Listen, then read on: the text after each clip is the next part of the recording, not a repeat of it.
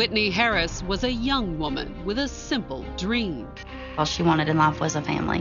Which is where Tim Haight came in. Tim was the knight in shining armor. The couple had 2 beautiful little girls together. I was excited for them. But just when Whitney had everything she ever wanted, she finally had a home. Her closest friend disappeared. We were concerned that something bad had happened. And the search for the missing man raised troubling questions. Was Whitney's knight in shining armor actually a killer? I heard him make a comment, son of a bitch won't die.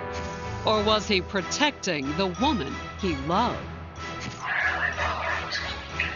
Johnson City, Tennessee, April 20th, 2012. It was Friday afternoon when Teresa Campbell stopped by a service station in this city of 65,000, 4 hours east of Nashville. But the reason she was there had nothing to do with her car. I was working as an investigator at the police department, and I received a missing person report that one of the patrol officers had taken. Family members had reported 74-year-old Lonnie Townsend missing after no one had been able to reach him for nearly 3 days. My cousin had gone over to his house. He wasn't there, and nobody could get hold of him on the phone or anything. So they called me, and I called the police. His granddaughter's call was what brought investigator Campbell to the service station that afternoon. He had a certain routine about his day. He ate breakfast at Hardee's every morning at a specific time. When he left there, he went to his neighbor's house and sat with them on the porch, read the newspaper, and then after that, he went to the service station. He knew the owner and would sit around like old men do, sitting around talking all day. However, when investigator Campbell got to the service station, she made a disturbing discovery. Owner of the service station hadn't seen him in 2 or 3 days. Could something have happened to the 74-year-old? I was concerned because he had had some health issues. Could Lonnie's close friends shed any light on his whereabouts? He had been spending a lot of time with 21-year-old Whitney Harris and her boyfriend Timothy Haight and their 2 young children. Lonnie Townsend would often visit them and buy the children toys. My grandfather likes to adopt everybody's children as his own grandkids. But now that everybody's grandfather had gone missing, the investigators were wondering, were Timothy and Whitney the last people who'd seen Lonnie? And could they help find him?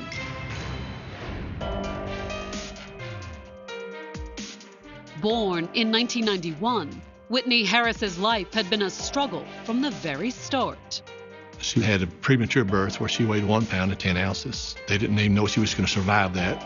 A premature birth wasn't the only obstacle she faced, though. I don't think her father was anywhere around in her life. Her dad was a truck driver, so it was mainly just mom there with us 3. And that may have been Whitney's biggest challenge. She had a mother who led a very wild life. Yet for all the odds against her, Whitney seemed to thrive. Whitney was just, happy-go-lucky little girl. But then, when Whitney was 12, her already fragile family fell completely apart. She ended up in a foster home. Her mother could not take care of her. The other 3 children, they were put in with family members, cousins, an aunt. Our grandparents took the grandson. Separated from her siblings and feeling abandoned by her family, Whitney turned angry and sullen as she entered her teens. Whitney started to rebel the way that she did. She just became very unruly. And the formerly happy-go-lucky little girl was long gone. She was diagnosed with a couple of disorders. One was borderline personality and bipolar, manic depression. And the lack of stability in her life over the next 5 years didn't help those disorders. She might have been at 5 or 6 different homes. And almost as many schools. She did have significant trouble in school with behavior problems. She would fight or, just disrespectful to teachers. And by her junior year of high school, she was done. She just dropped out. A year later, when she aged out of foster care at 18, she had nowhere to go and few prospects. She doesn't have her GED, of course doesn't have her diploma. But that same year, 2009, the 18-year-old met someone she hoped would change her life for the better. 41-year-old Tim Pate. 23 years older than Whitney, Timothy Pate had grown up in the mountains east of Johnson City. Timothy Pate is a country fella from deep in the backwoods. He worked on cars. I don't think he was a certified mechanic, but he had worked in garages most of his life. Tim was divorced when a friend introduced him to Whitney. They hit it off right then, right there. Despite the fact that Tim was more than twice her age. Tim was almost like a father figure. Which may have been part of the attraction, since Whitney barely knew her real father. I think Whitney has daddy issues, if you want to call it that. He thought because she was older, he would take care of her. And that was exactly what he did. She didn't have no place to go. He took her in. She might have thought she could find stability in him. The kind of stability she'd never really known. All she wanted in life was a family. And to Whitney, moving in with Tim appeared to be the best opportunity she'd ever had. It was a single-wide trailer. To Whitney Harris, it was a palace. It was a home. To her, it was a dream. She loved it. Felt like she finally had a home. Soon, Whitney and Tim were starting a family, too. Whitney was pregnant. I was excited for them. And when Whitney gave birth to their daughter, she focused on raising the little girl. Whitney was just a stay-at-home mom. And Tim did his best to support them. Tim was the knight in shining armor, I think, for Whitney. However, since Tim wasn't a certified mechanic, steady work was hard to find. They were getting further behind with bills such as rent. And there were doctor's bills, too. In the fall of 2011, Whitney was expecting the couple's second child. They were struggling. However, Whitney and Tim did have a friend they could depend on when things got tight. Lonnie Townsend. Born in 1938, Lonnie was another country boy who'd spent a lifetime working with his hands. He did carpentry work and just different things, like around the house, fixing homes and stuff. Although by the time he met Whitney and Tim, the 71-year-old was retired and lonely. He had recently lost his wife to cancer. To help fill the void left by his wife's death, Lonnie had started hanging around a garage near his house. He just kind of loitered around the garage, chatting people up. Which was how he met Tim.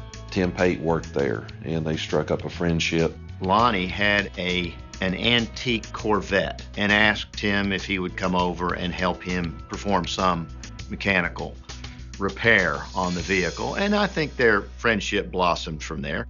And when Tim invited Lonnie to the trailer to meet Whitney, he became quite fond of her, too. She's shy when you first meet her, but once you get to know her, Whitney, she's one of the most friendliest people you'll ever meet. And he was quite taken with Whitney's little girl. He's like that with everybody. He has a bunch of grandchildren that aren't really his, but he calls his. So naturally, when Whitney and Tim's second daughter was born at the beginning of April, Lonnie was as excited as any true grandparent. I went over, wanted to see the baby, play with the baby. As always, he was more than willing to help Whitney care for the baby, too. He went and bought diapers and different things for the baby. He was very much almost like a father figure to him. He would give him money, help him out. Lonnie tried to be a positive influence in her life, especially in Whitney's life. To the point that the 21-year-old mother of two wasn't sure what she would do without Lonnie. Obviously, when you've got two young children, including one newborn baby, that's a pretty stressful situation. And Whitney's stress was about to get even worse, because less than 2 weeks after her new baby was born, the little girl's unofficial grandfather would suddenly disappear. Coming up, disturbing clues raised questions about Lonnie's fate. We saw a large stain in the middle of the room consistent with the color of blood. and leave authorities asking, where are Whitney and her boyfriend? The trailer looked like it had been abandoned.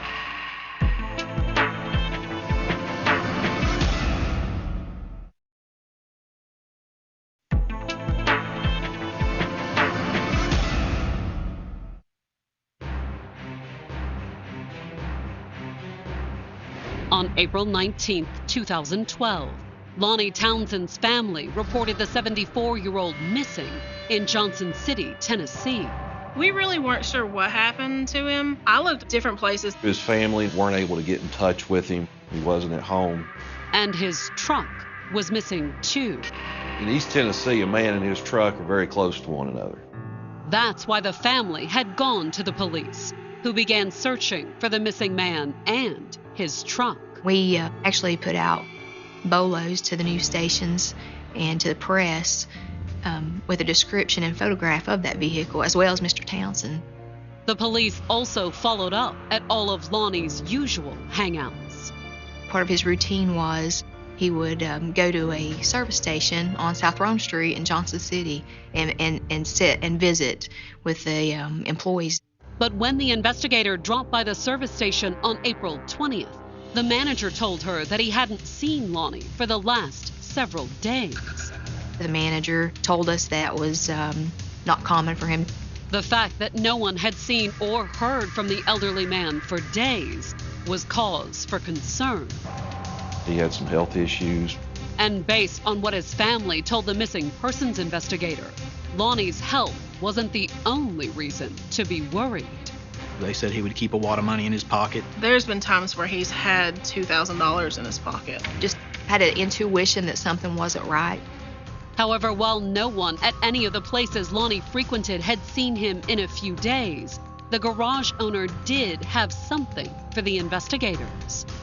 He had last been seen at the shop with Tim Pate. Him and Timothy were really good friends. And Lonnie was also close to Tim's girlfriend and the mother of his two small children, 21-year-old Whitney Harris. He was a good friend to both of them. Mr. Townsend would often give them money, go visit them and buy the children toys. Although, according to the owner of the service station, when Lonnie came in with Tim on April 17th, it was the struggling mechanic he'd been trying to help. Tim Pate had worked at the garage, but he had been let go and fired. Lonnie Townsend was trying to convince the shop owner to rehire Mr. Pate. That Lonnie would stick up for a friend like that wasn't exactly a surprise.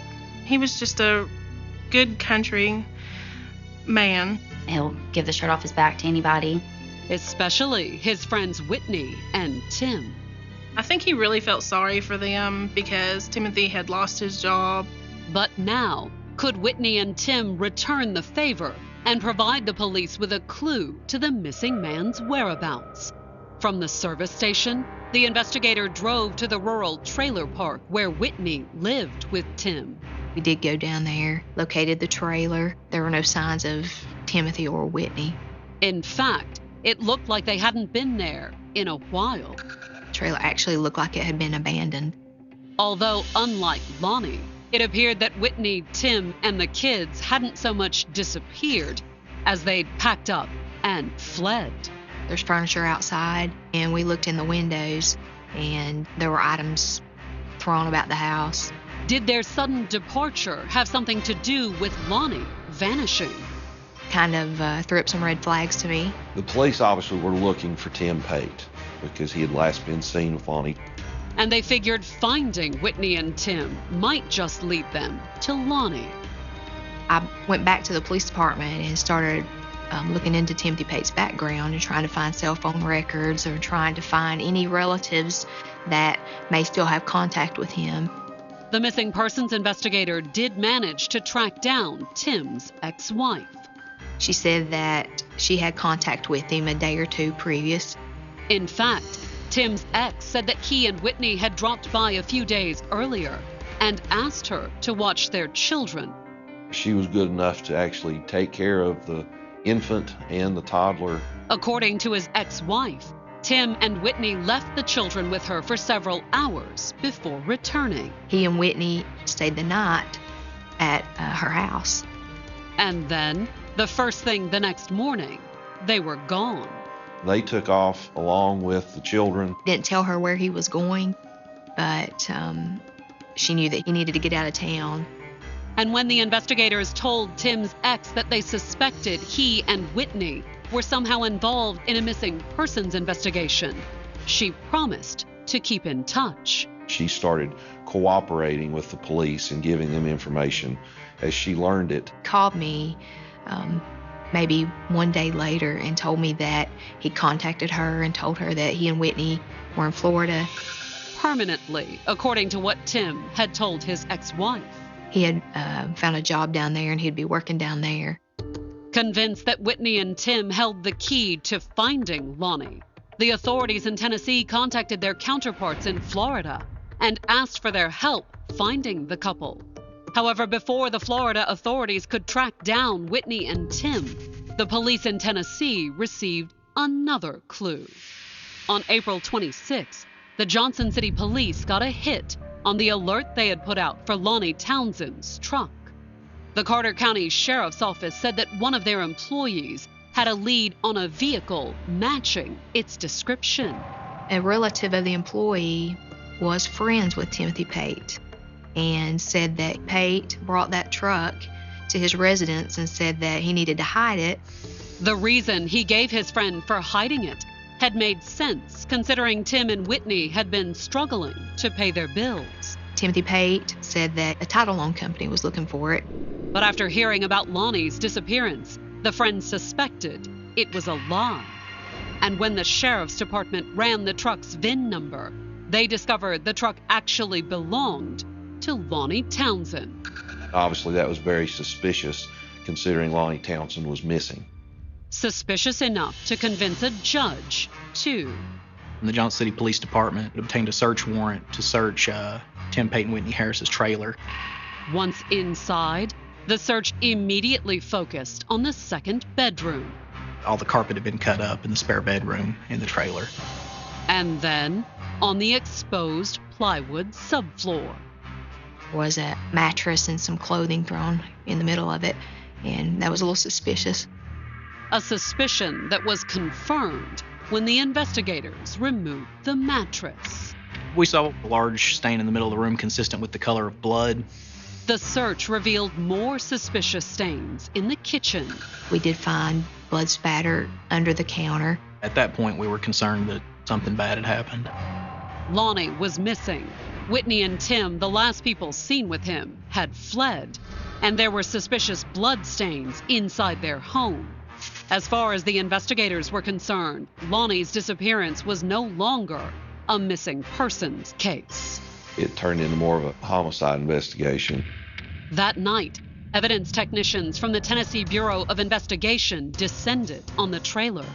The TBI actually ended up sawing up that whole portion of the floor and sent it to the state lab. Meanwhile, the investigators redoubled their efforts to find Whitney and Tim. They knew that they were somewhere in the state of Florida because Tim Pate had been in contact with, I believe, his ex-wife. And at the beginning of May, even as the Florida authorities were searching for Whitney and Tim, he got back in touch with his ex-wife in Tennessee. Timothy Pate contacted his ex-wife and told her that he wanted to bring her the children so she could watch them. Tipped off that Whitney and Tim were back in town, the Tennessee authorities weren't about to let the opportunity slip away. So I told her, go ahead and set up a meeting for him to come to your work, and we'll set up some surveillance. They were planning an operation to take him into custody. And on May 4th, when Whitney, Tim, and the kids arrived at the doctor's office where Tim's ex-wife worked, the investigators were waiting. Coming up, investigators are left wondering, is Whitney a witness to a murder? That has nothing to do with none of this. Or is she hiding a deadly secret? It's bullshit.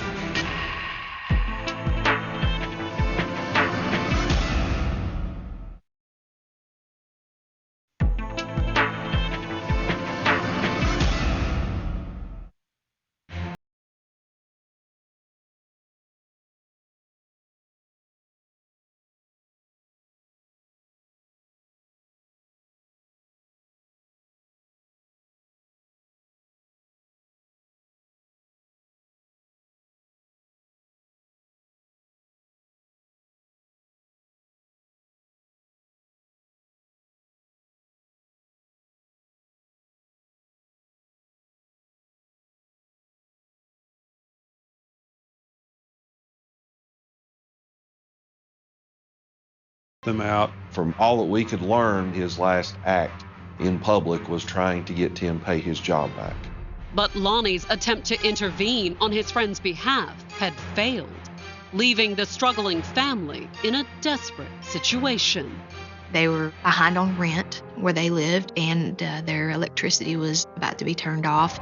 Was it possible Whitney and Tim's financial crisis had something to do with Lonnie's disappearance? He was known to keep large amounts of cash in his pocket. The fact that Whitney and Tim had suddenly left town was certainly suspicious.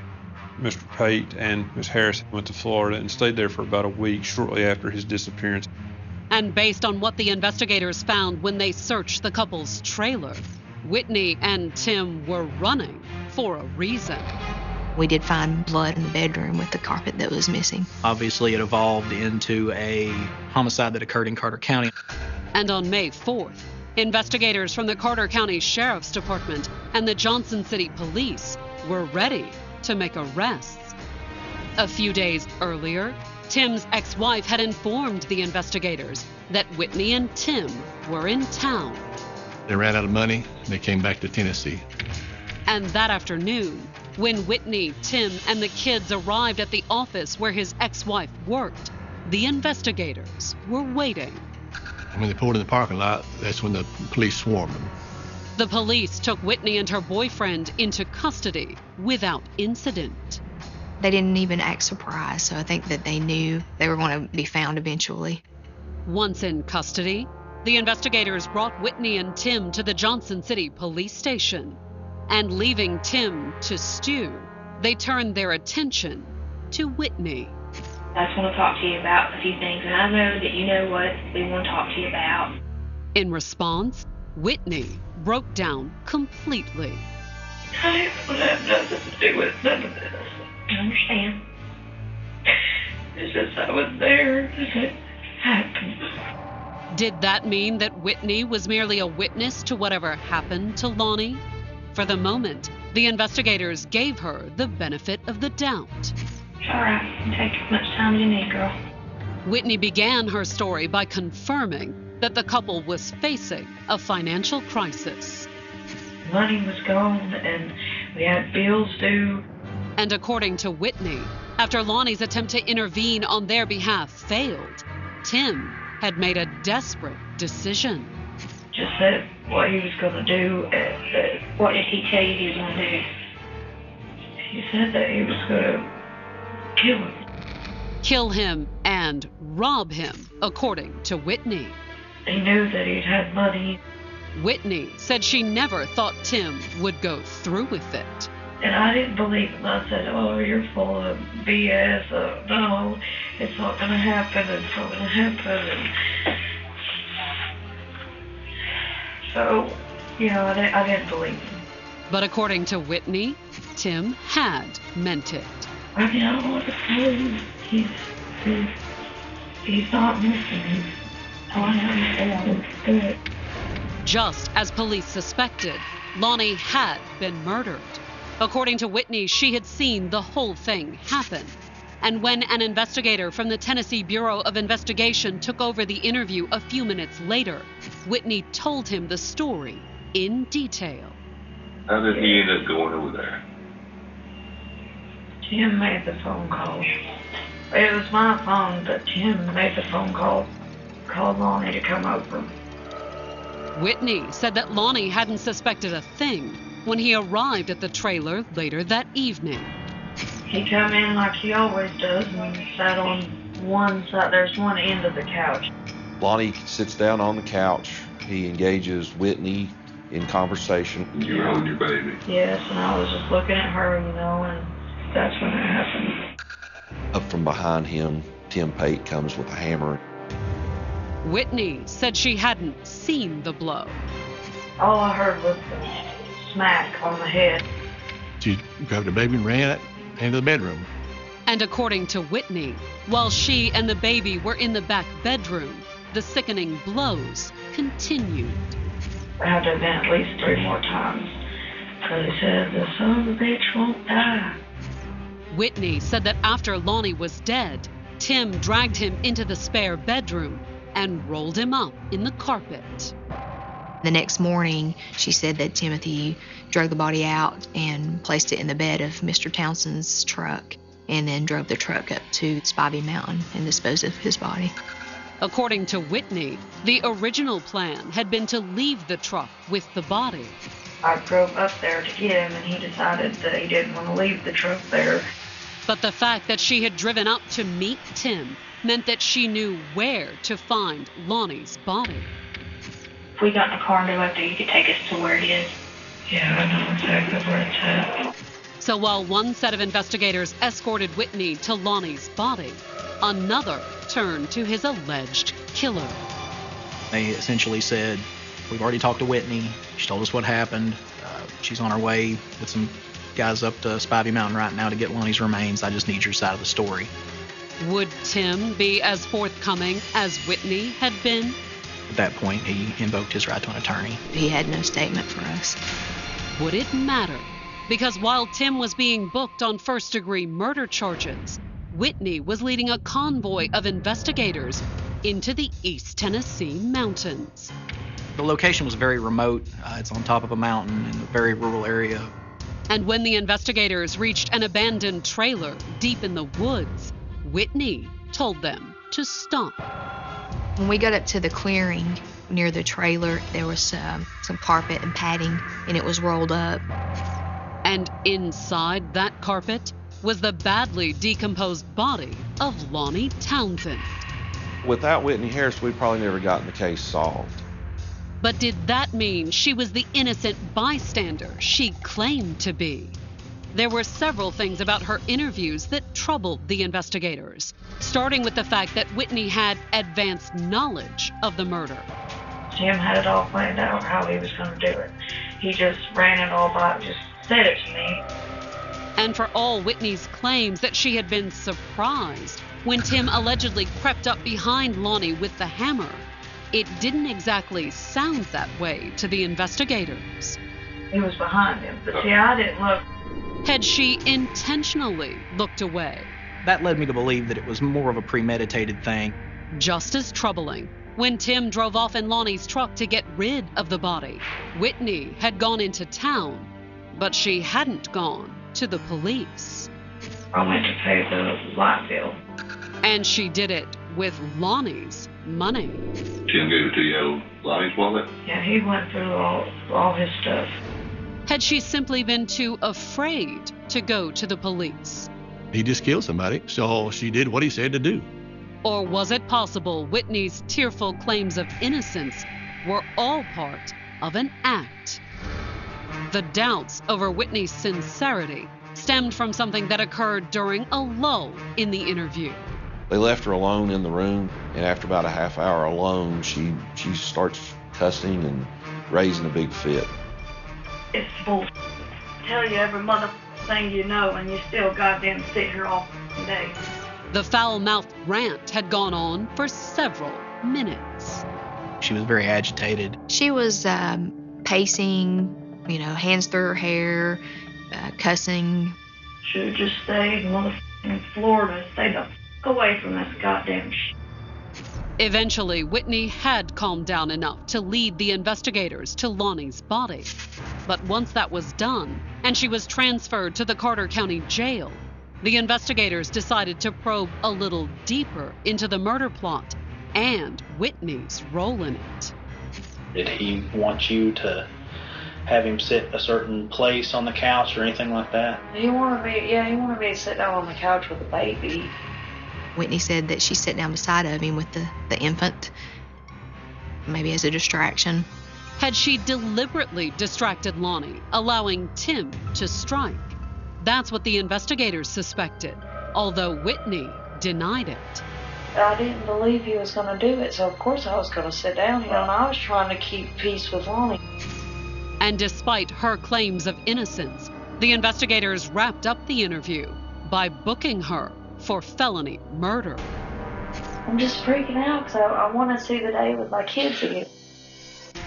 Coming up, new evidence raises questions about Whitney's role in the murder. Whitney was raising hell, cussing her head off. And Tim finally breaks his silence. Mr. Pate's testimony was she just snapped.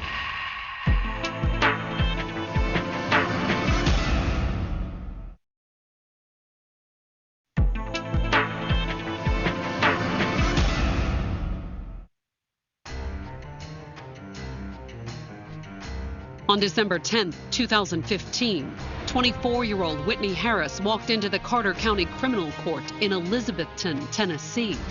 It had been 2.5 years since Whitney and her boyfriend, 47-year-old Timothy Pate, had been charged with the murder of Lonnie Townsend. I was terrified that Whitney was going to spend the rest of her life in prison and she was never going to see her daughters again. However, Whitney wasn't in court to stand trial. She was the star witness against her ex-boyfriend. We needed to have her testify. We needed her part of the story. And in exchange for her testimony, the prosecutors had agreed to drop the murder charges against Whitney. We negotiated a plea that she would plead guilty to tampering with evidence and accessory after the fact. And it was some time before Whitney could make bond. Whitney stayed in jail for approximately 2 years. Once out on bond, Whitney had made the most of her 6 months of freedom. She joined the church. She was trying so hard to live her life the way God would want her. And the minister who baptized her had even adopted her. She had no home to go to, so we were going to give her a home to come to. But would Whitney finally get the stable home and family she had always wanted? It depended on the judge's sentencing decision. She would have to serve this 10 years or be placed on probation. But that decision would hinge on whether she could hold up her end of the plea bargain. That morning, Whitney took the stand to testify against Tim. She was a good witness for the state. She was very candid and very forthcoming. And she was adamant about one thing. Ms. Harris has been consistent and firm in her statement that she's not the one who harmed Mr. Townsend, that Mr. Pate did that. Whitney said that it was completely Timothy's idea to murder him. They were in desperate financial condition. He concocted this plan to kill Lonnie in order to rob him of his money. And when it came time to tell the jury just how Lonnie died, Whitney completely broke down. She cried and turned red in the face, and it was very emotional. And even through her tears, Whitney did eventually provide the jury with a detailed description of the horrifying attack that took Lonnie's life. He was sitting on the edge of the couch, and Whitney was sitting right next to him with the baby, and Timothy took the claw hammer and beat his head in. And Whitney even testified to her role in the cover-up. She admitted in court that she did help clean up and do some things like that. But she was terrified. She was afraid of Mr. Pate. According to Whitney, that was not just because he'd killed Lonnie. Tim would, beat the crap out of her. It was a very controlling relationship, and she was never able to make that break until she was actually in the authorities' custody. It was moving and effective testimony. She just seemed beat down by life. But was it the truth? She just played the victim card so beautifully. She really ought to get an Oscar for it. To counter Whitney's emotional testimony, the defense did the only thing they could, put Timothy Pate on the stand. When it comes down to it, there's a lot of his word against her word. And after more than 2 years of silence, Tim said it was time to finally set the record straight. Tim looked me straight in the eye with tears in his eyes and said he did not kill his friend. There's no motive on Mr. Pate's part to kill his best friend. All he would have to do with Lonnie Townsend if he ever needed money was to ask him for it. Although according to Tim, the couple's desperate straits may have played a role in Lonnie's death. He testified that April 17, 2012 had been an especially stressful day for Whitney, who was struggling to take care of the couple's toddler and their newborn. The kid had been screaming all day. She probably had postpartum depression. And her boyfriend was out of work once again. They were very frustrated with each other. He and Whitney had been arguing that day. Tempers were at a fever pitch. And according to Tim, things were still tense when Lonnie turned up at the trailer late that afternoon. He came over, plopped down on a couch, which was commonplace. Tim said he'd tried not to make a scene in front of company. Tim was trying to blow it off. But he also claimed that Whitney had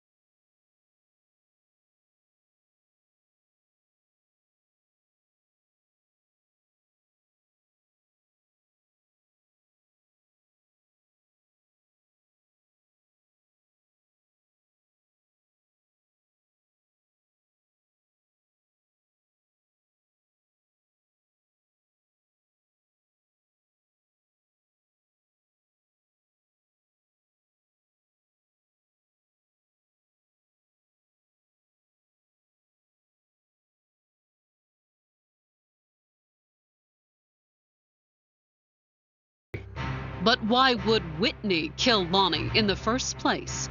To answer that question, the defense started by playing the jurors a portion of her interrogation, something Whitney said during her epic, angry rant at the investigators. I got problems. I have mental problems. As a teen, Whitney had been diagnosed as both bipolar and suffering from a borderline personality disorder.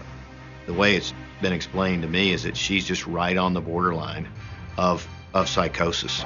According to the defense, if Whitney crossed that borderline, the result was a sudden, violent outburst. When she's under stress, she is not capable of accepting responsibility for her actions. She has to fire off on somebody else. According to the defense, that explained both Lonnie's death and Whitney's angry outburst in the interrogation room. What the is all this goddamn shit about? Motherfuckers won't tell me my kids won't tell me a goddamn thing. Just come in here and question me. Although according to the defense, Whitney's interrogation room outburst was also because she had expected to be released after falsely blaming the murder on Tim. When she realized it wasn't going to be that effective for her, it wasn't going to immediately result in her being released, she threw a fit and blew up. That's a bunch of bull. But had Whitney falsely accused him of murder? Was she Lonnie's real killer? The defense claimed they had proof, something else Whitney had said while left alone during her interrogation. Coming up, will Whitney get away with it? The case became a whodunit between Whitney and Tim. Or will the jury decide she's the real killer? To be honest, I didn't know what the verdict was going to be.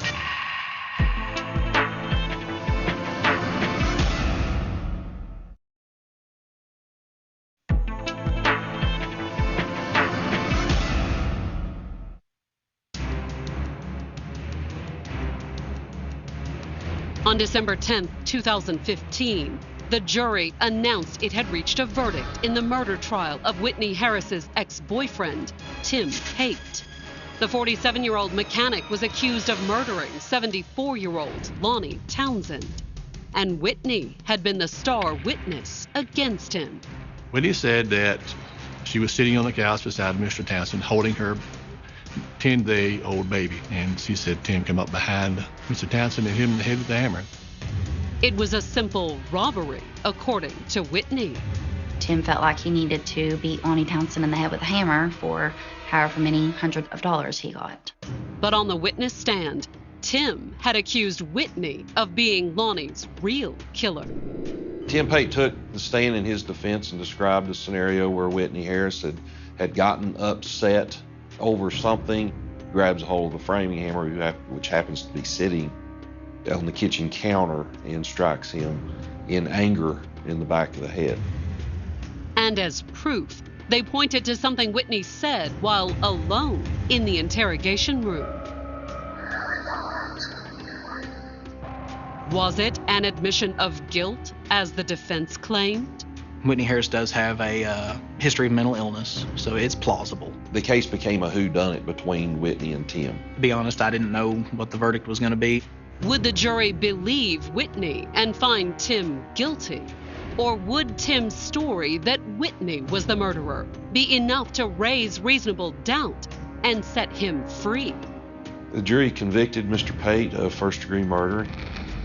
He got a life sentence with that, and he would have to serve, I believe, 51 years before being paroled.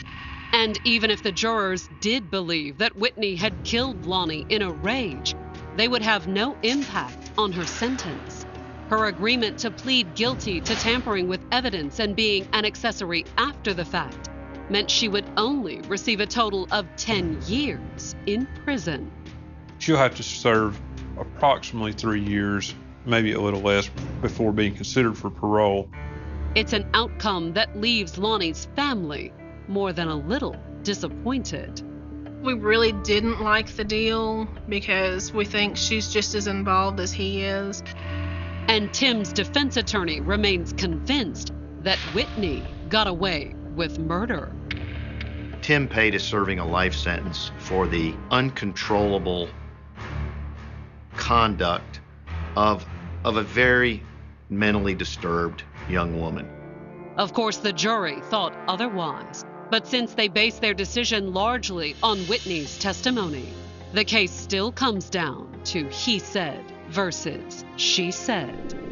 At the end of the day, only two people knew what happened in that room, and that was Whitney Harris and Tim Pate. Title: Desert Echoes, a fictional crime thriller. The desert never keeps its promises. By daylight, it looks endless, clean, silent, a horizon painted in pale gold beneath a sky too large to understand. Travelers believe nothing survives here except cactus, dust, and heat. They are wrong. The desert remembers everything, every footprint, every secret, every lie buried beneath its cracked surface. It simply waits longer than anyone else. The first call arrived at exactly 2:17 in the morning. No caller ID, no voice, only breathing, slow, steady, as though someone stood perfectly still, listening instead of speaking. Dispatcher Emily Carter waited. 10 seconds, 20, 30, then the line went dead. Nobody thought much about it. Wrong numbers happened every night. Drunk callers, broken phones, children playing games. The incident was logged in a report that would have disappeared into the archive like thousands before it. The second call came 3 nights later. Same time, same silence. This time, something else could be heard beneath the breathing. Wind, not ordinary wind. A long, hollow whistle, as though we're passing through rusted metal.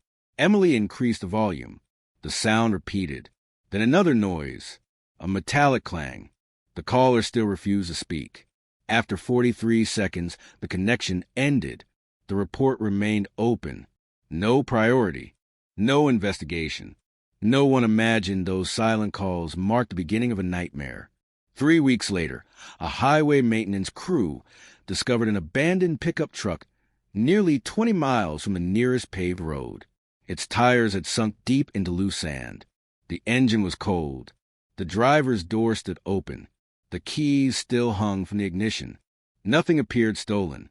Inside rested a half-empty bottle of water, a folded road atlas, a pair of sunglasses, and a camera with its memory card missing. There were no signs of violence.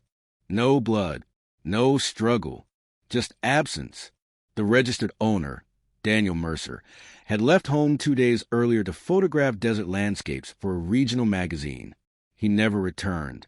Friends describe him as careful, experienced. He knew the desert better than most park rangers. People like Daniel did not simply vanish. Search helicopters crossed the valley from sunrise until darkness. Volunteers walked miles of dry riverbeds. Mounted teams inspected abandoned mines. Tracking dogs followed Daniel's scent for almost 4 miles before stopping abruptly beside an isolated stretch of rocky ground. The trail ended, not faded, ended, as though the desert itself had erased the rest. Days became weeks. Weeks became months. The pickup remained the only physical evidence. Without a witness, without a suspect, without a body, the case slowly disappeared beneath newer investigations. Another missing traveler, another unsolved file, another family left waiting. 5 years passed. The desert remained silent until another disappearance. This time, the victim was not a photographer. It was a geology professor conducting mineral surveys with 2 graduate students. The students returned to camp after sunset. Professor Helen Brooks never did. Her backpack was found the following morning, standing upright, perfectly clean, compass inside, notebook untouched, camera battery fully charged. The final page of her field journal contained only one unfinished sentence. Someone is already. Nothing followed. No explanation. No signature. Only those 2 words hanging in empty space. Investigators compared both disappearances. Different ages, different professions, different locations. No obvious connection, except one detail. Both victims vanished less than 15 miles from an abandoned military communication station closed decades earlier. Locals called it Echo Point. Official records described it as condemned. The access road had supposedly been blocked years before. Yet tire tracks continued appearing there after every rainstorm. Nobody admitted driving them. Deputies visited several times. They found broken fences, collapsed buildings, empty rooms filled with drifting sand. Nothing more. The reports ended the same way every time. No evidence of criminal activity observed. Then came the anonymous package. No return address. No fingerprints. Inside lay a single Polaroid photograph. Daniel Mercer's camera, resting on a wooden table. Fresh, undamaged. Beside it sat Helen Brooks' compass. Both missing items appeared together. Scrawled across the bottom of the photograph were 6 handwritten words. You're searching in the wrong direction. The package reached Detective Nathan Cole on a rainy Tuesday morning. He had spent nearly 20 years investigating disappearances. Most ended one of 2 ways. The missing were found alive, or they were found too late. Something about this photograph unsettled him immediately. Whoever mailed it wanted the investigation to continue, but not end. That meant one thing. The sender knew far more than they were willing to reveal. Nathan spread every file across the conference table. Maps, search grids, witness interviews, satellite images, weather reports. One question refused to disappear. Why leave the truck? Why leave the backpack? Why remove only the memory cards? Thousands of photographs had disappeared with them. Photographs of what? The answer, he believed, had never been buried. It had simply never been seen. As evening settled over the desert, Nathan drove alone toward Echo Point. The road narrowed into cracked asphalt before dissolving into gravel. Telephone poles leaned crookedly against the wind. The old communications tower appeared on the horizon like the skeleton of a forgotten machine. Half collapsed, wrapped in rust. Silent, he parked several hundred yards away and continued on foot. Every step echoed across the empty ground. Inside the main building, decades of dust coated the concrete floor. Broken radios, twisted wiring, shattered windows. Nothing unusual. Then his flashlight caught something impossible. A single footprint, fresh, perfectly preserved in the dust. Someone had walked through the building within the last 24 hours. Nathan followed it deeper into the darkness. Another footprint appeared, then another, each one leading toward a steel door at the end of a narrow hallway. The door stood slightly open. Behind it, somewhere below the ruined station, A faint mechanical hum echoed through the silence. Nathan rested one hand against the cold steel. The anonymous photograph, the silent phone calls, the missing memory cards, the abandoned vehicles. For the first time, every mystery seemed to point toward the same place. He took one slow breath, then stepped into the darkness beneath Echo Point. Nathan descended the narrow staircase one careful step at a time. The steel door swung shut behind him with a dull metallic thud. For a moment, he stopped, not because he was afraid, because he was listening. The faint mechanical hum continued somewhere below, steady and deliberate, like an old generator refusing to die. The air became noticeably cooler with every step. Concrete walls replaced the rusted steel of the communication station. Thick electrical cables disappeared into darkness overhead. None of this appeared on the original blueprints. The station was never supposed to have a lower level.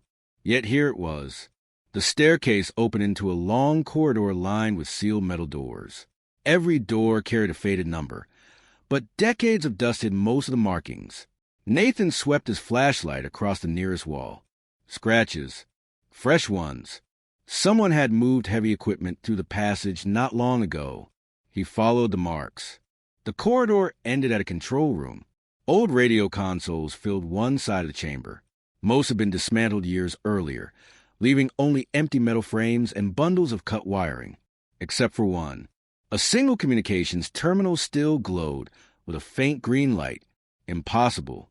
The station had been abandoned for more than 30 years. Nathan approached cautiously. The monitor displayed nothing but a blinking cursor. No operating system. No text. Just the cursor. Waiting. He reached toward the keyboard. Before his fingers touched the keys, the screen changed. One sentence appeared. You should have stopped looking. Nathan instinctively stepped backward. The message remained for several seconds, then disappeared. The screen returned to black. A cold silence settled across the room. Someone knew he was there. He searched every corner. Nothing. No cameras. No microphones. No visible power source. Only the steady hum echoing through the walls. His radio crackled. Nathan. The voice faded beneath static. Copy. He pressed the transmit button. This is Cole. I'm underground. Can anyone hear me? Only static answered. Communication with the surface was gone. He switched on a backup flashlight and continued deeper into the complex. The hallway widened into what looked like an archive. Hundreds of steel filing cabinets stood in perfect rows. Unlike everything else underground, they were spotless. No dust, no rust. Someone maintained them. Nathan opened the nearest drawer. Thousands of them. Deserts, highways, gas stations, motels, campgrounds. Every photograph showed ordinary places. Until he realized something. People appeared in every frame. Always in the background. Always unaware. Different faces. Different years. Someone had been watching strangers for decades. A notebook rested beside the photographs. Inside were dates, vehicle descriptions, license plate numbers, travel routes, precise times. Every entry ended with a single handwritten symbol, a black circle. Nathan turned another page, then another. The same symbol appeared hundreds of times. His flashlight stopped on one particular entry, Daniel Mercer. The date matched the day before the photographer disappeared. The following page carried another name, Professor Helen Brooks. Nathan's pulse quickened. Both victims had been recorded before they vanished. Not after. Before. Whoever created these files had selected them in advance. The realization sent a chill through the room. This wasn't random. Someone had been choosing victims long before anyone realized they were missing. A metallic sound echoed behind him. A drawer slowly slid shut on its own. Nathan spun around. Nothing. The room stood empty. He listened. Footsteps. Soft. Measured. Somewhere beyond the archive shelves. He switched off his flashlight. Darkness swallowed the room. The footsteps stopped. Silence. Then another sound. Breathing. Slow. Steady. Exactly like the anonymous phone calls that had started everything. It wasn't coming through a telephone anymore. It was coming from somewhere inside the archive. Nathan remained perfectly still, barely breathing himself. A shadow crossed the far end of the aisle, too tall to identify. Gone almost immediately. He moved forward. One step, then another. The aisle ended at a reinforced glass door leading into another chamber. Inside sat a single wooden desk beneath a hanging lamp. On the desk rested a camera. Daniel Mercer's camera. Beside it lay 2 memory cards and a handwritten note. Only 4 words. "You're almost too late." Nathan's hand hovered above the camera. He didn't touch it. Years in homicide had taught him one rule above all others. The first person to disturb a scene often destroyed the answer hidden inside it. He circled the desk instead. No footprints. No fingerprints visible. The wooden surface had been wiped clean. Only the camera remained untouched, positioned with almost unnatural precision beneath the hanging lamp, as if someone wanted it found, as if someone had been waiting for him. Nathan photographed everything before carefully slipping on a fresh pair of gloves. He removed the first memory card. A portable forensic reader remained in his field kit. Within seconds, the directory appeared on the screen. 412 photographs. The earliest image showed nothing unusual. A lonely stretch of highway disappearing into the desert. The second, an abandoned gas station. The third, a dry riverbed. Then the images began changing. Every photograph contained the same man, not standing in the foreground, hidden, watching, sometimes reflected in a truck window, sometimes barely visible behind a fence, sometimes nothing more than a silhouette standing on a distant ridge. The photographer had never noticed him, but once Nathan saw the figure, he could never unsee it. Image after image, location after location, the same silent observer, always wearing a broad-brimmed hat, always keeping his distance, always looking directly toward Daniel Mercer. The final photograph was different. It had been taken at sunset. Daniel's camera pointed toward Echo Point. The mysterious figure no longer stood hundreds of yards away. He was less than 20 feet from the lens. His face remained hidden beneath the shadow of the hat. But one detail stood out. In his right hand, he held an old portable tape recorder. Nathan's breathing slowed. The anonymous phone calls, the recordings, the breathing, the tape recorder, everything connected. He opened the final image. Instead of a landscape, the frame captured only blurred motion. Daniel had clearly begun running. The picture tilted sharply toward the ground. A boot entered the edge of the frame, large, covered in pale desert dust. Then nothing. The camera had never taken another picture. Nathan inserted the second memory card. Unlike the first, it contained video files. The opening clip lasted only 12 seconds. Wind howled across the microphone. Daniel laughed while adjusting the camera. Then his voice stopped. Someone off camera had called his name. Quietly, almost politely. "Daniel." He turned toward the sound. The recording ended. Nathan opened the next file. Black screen. Audio only. Footsteps. Breathing. Then Daniel whispered, "Who's there?" No answer. More footsteps. Closer. The microphone picked up gravel shifting beneath heavy boots.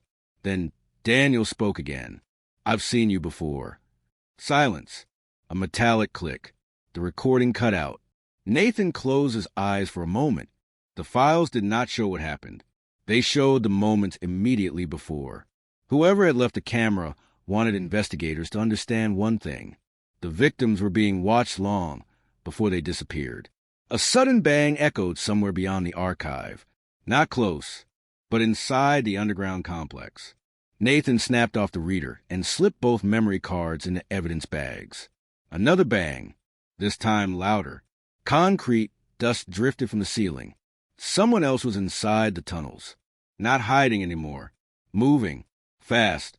Nathan switched off the desk lamp, drew his flashlight and service weapon, and stepped into the dark aisle between the filing cabinets. The mechanical hum that had filled the complex for hours suddenly stopped. Every light went out. Absolute darkness swallowed the archive. Then, somewhere only a few feet away, a calm voice broke the silence. You finally found the photographs. A pause. But you still don't know why they were taken. The voice was close enough to hear every breath. Yet when Nathan swept his flashlight across the room, there was no one standing there. Nathan held the flashlight steady.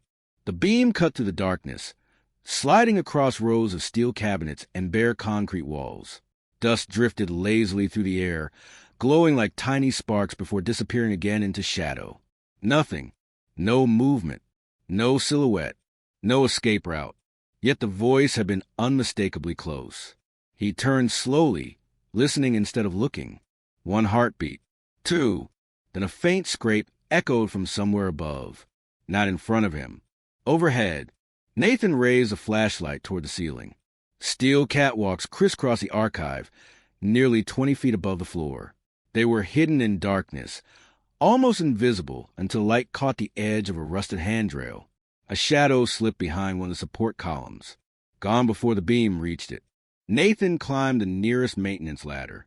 Every rung groaned beneath his weight. The catwalk stretched in both directions, disappearing into darkness beyond the reach of his flashlight. He chose the left. Fresh footprints covered the thin layer of dust. Large boots. Heavy stride. Whoever had spoken wasn't trying to erase the trail anymore, almost as if they wanted to be followed. Nathan advanced carefully.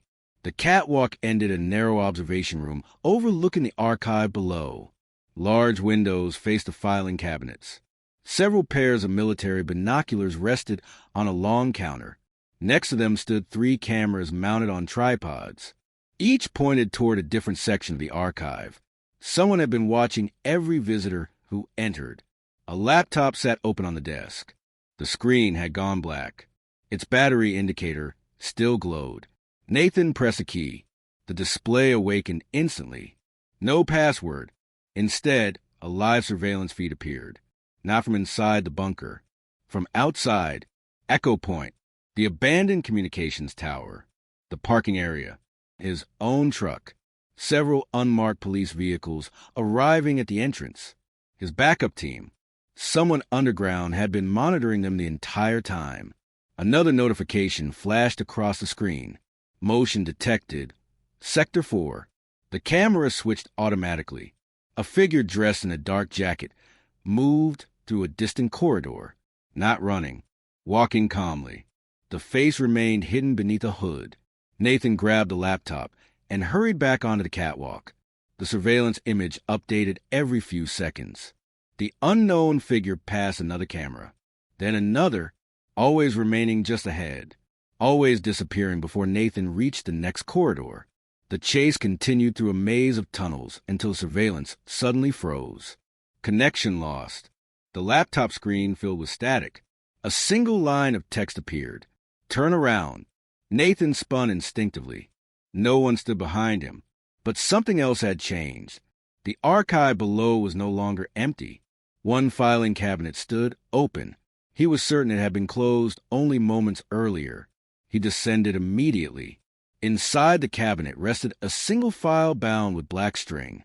Unlike the others, it carried no case number, only a handwritten name. Nathan Cole. His pulse quickened. He untied the string. The first page was a newspaper clipping from 23 years earlier. It described Nathan's very first missing person investigation as a rookie detective. The second page contained photographs from his police academy graduation.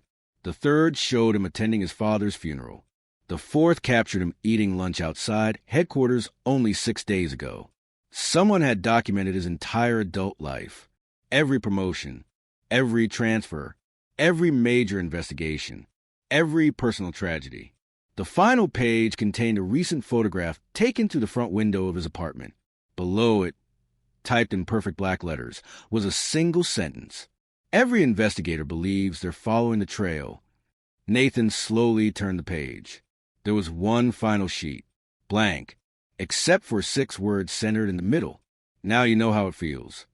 Before he could react, the emergency lights throughout the underground complex flickered once, twice. Then the entire bunker shook violently. Somewhere deep beneath the concrete floor, a powerful explosion echoed through the tunnels. The lights went out. Dust rained from the ceiling. Steel groaned in every direction. The hidden archive had become a collapsing maze, and Nathan realized the anonymous watcher had never intended to protect the secrets buried beneath Echo Point. They had come to erase them forever. The first explosion was followed by another, not as powerful. Closer. Nathan dropped behind a steel cabinet as concrete fragments crashed across the archive floor. The lights flickered once before dying completely, leaving only the narrow beam of his flashlight cutting through a storm of dust. The tunnel trembled. Metal groaned overhead. Shelves collapsed one after another, sending thousands of folders cascading across the concrete like a paper avalanche. Nathan shielded his face and waited for the shaking to stop. It didn't. Somewhere deeper inside the complex, another detonation echoed through the rock. Not enough to destroy the bunker, enough to seal it. Someone wasn't trying to kill him. They were trying to bury the evidence. His radio suddenly came alive. Nathan, static, respond. Another burst of interference. We felt the blast. The signal vanished again. He grabbed the file bearing his name, Daniel Mercer's camera, and the 2 memory cards, shoving them into his evidence pack before sprinting toward the nearest exit. Halfway across the archive, his flashlight caught movement. A figure, running through the drifting dust. Dark clothing, same broad-brimmed hat from the photographs. For the first time, the mysterious watcher wasn't standing still. He was fleeing. Nathan gave chase. The stranger disappeared through a narrow service tunnel, just as another section of ceiling collapsed behind him. Chunks of concrete crashed onto the floor, blocking the path Nathan had just crossed. There was no turning back now, only forward. The tunnel twisted sharply to the right. Fresh footprints covered the dusty floor. The stranger had no more than a 15-second lead. Nathan rounded another corner. Nothing, only silence. Then he noticed an old freight elevator standing open. The indicator light glowed green. Descending. Nathan reached the shaft just in time to see the elevator disappearing into darkness far below. Without hesitation, he searched for another route. A maintenance ladder clung to the wall beside the shaft. He clipped his flashlight to his vest and climbed down. One level, then another. The deeper he descended, the warmer the air became. The humming sound returned, louder than before. Generators, still running somewhere beneath the complex. At the bottom of the shaft lay another corridor unlike anything above. The walls were freshly painted. Electrical wiring looked new. Security cameras watched every intersection. Someone had continued expanding the bunker long after the old communication station had been abandoned. Nathan advanced cautiously. Ahead, a heavy steel door swung shut. He sprinted. Too late. The lock engaged with a deep metallic click. A reinforced observation window occupied the upper half of the door. Nathan looked through it. The stranger stood on the opposite side. For the first time, he removed the hat. Gray hair, weathered face, sharp blue eyes. Not a monster, not a ghost. An old man. He studied Nathan with surprising calm. Neither of them spoke for several long seconds. Finally, the old man stepped closer to the glass. You've been asking the wrong question. Nathan tightened his grip on the flashlight. Who are you? The old man ignored it. You keep asking who disappeared. You should be asking who wanted them found. Nathan frowned. What does that mean? The old man glanced briefly toward something behind him. You think someone erased the truth. A faint smile crossed his face. No, they preserved it. Before Nathan could respond, a warning siren echoed to the lower tunnels. The old man's expression changed instantly. They're coming. Who? Instead of answering, he reached into his coat and removed a small brass key attached to a faded leather tag. He held it against the glass. The tag carried a single engraved word. Echo. This opens the last door. He placed the key on the floor, then slowly stepped backward into the darkness beyond the corridor. The emergency lights began flashing red. Nathan looked down at the key. When he raised his eyes again, the old man was gone. No footsteps, no closing door, nothing. Only an empty corridor stretching into darkness beyond the reinforced glass. And somewhere beneath the relentless wail of the sirens, another sound echoed through the underground complex. Footsteps. Not one person. Dozens. Moving toward him. The sirens rolled through the underground passages like the cry of some wounded machine. Nathan scooped the brass key from the floor and slipped it into his jacket, just as the first echoes of running footsteps reached the corridor. Whoever was coming knew these tunnels far better than he did. They moved quickly, without hesitation, boots striking concrete in perfect rhythm. He had one advantage. They expected him to stay where he was. Instead, he turned away from the locked door and disappeared into a narrow maintenance passage branching off to the left. The corridor was barely wide enough for one person. Pipes lined the ceiling. Warm air rushed through old ventilation ducts, carrying a faint smell of machine oil and damp stone. The passage twisted several times before opening into a circular maintenance chamber. Giant valves rose from the floor like iron trees, each painted decades earlier in faded red and yellow. Most had rusted almost beyond recognition, except one. Its wheel had recently been cleaned. Nathan ran his fingers across the metal. Still smooth. Someone had been using it. He turned the wheel slowly. A deep mechanical groan echoed beneath his feet. Across the chamber, part of the concrete wall shifted inward, revealing another hidden corridor. The old man had not lied. These tunnels were filled with doors inside doors. Nathan entered the passage. Unlike the bunker above, this section felt older. The walls were carved directly into stone instead of poured concrete. Moisture dripped steadily from the ceiling. Every sound echoed for what seemed like miles. Then he noticed the lanterns. Real lanterns. Glass chimneys. Brass handles polished by years of use. They burned with steady yellow flames, spaced evenly along the tunnel, as though someone expected visitors. The corridor finally ended at a massive oak door reinforced with black iron bands. No electronic lock. No keypad. Only a single brass keyhole. Nathan removed the key marked Echo. It slid into the lock effortlessly. For one long moment, he hesitated. Every instinct told him to wait for backup. Every piece of evidence told him there was no time. He turned the key. The lock clicked once. The heavy door swung inward without a sound. Beyond it lay a library. Not a government archive. Not a military records room. A true library. Thousands of leather-bound volumes filled shelves that disappeared into the darkness above. Rolling ladders stood beside towering bookcases. Long wooden tables stretched across the room beneath green reading lamps. The air smelled of old paper and cedar. Someone had cared for this place with extraordinary patience. Nathan stepped inside. On the nearest table rested an open journal. Its final entry had been written only hours earlier. If you are reading this, the choice has already been made. Curiosity always finds its room eventually. The question has never been whether someone would arrive, only whether they would understand what they had found. Nathan turned another page. Blank. Then another. Blank again. He frowned. Every remaining page was empty. A voice rose softly from somewhere among the shelves. "You came alone." Nathan spun toward the sound. An elderly woman emerged from the shadows carrying an oil lamp. Her silver hair was tied neatly behind her head. She wore simple clothes covered with dust from the shelves around her. She did not appear frightened.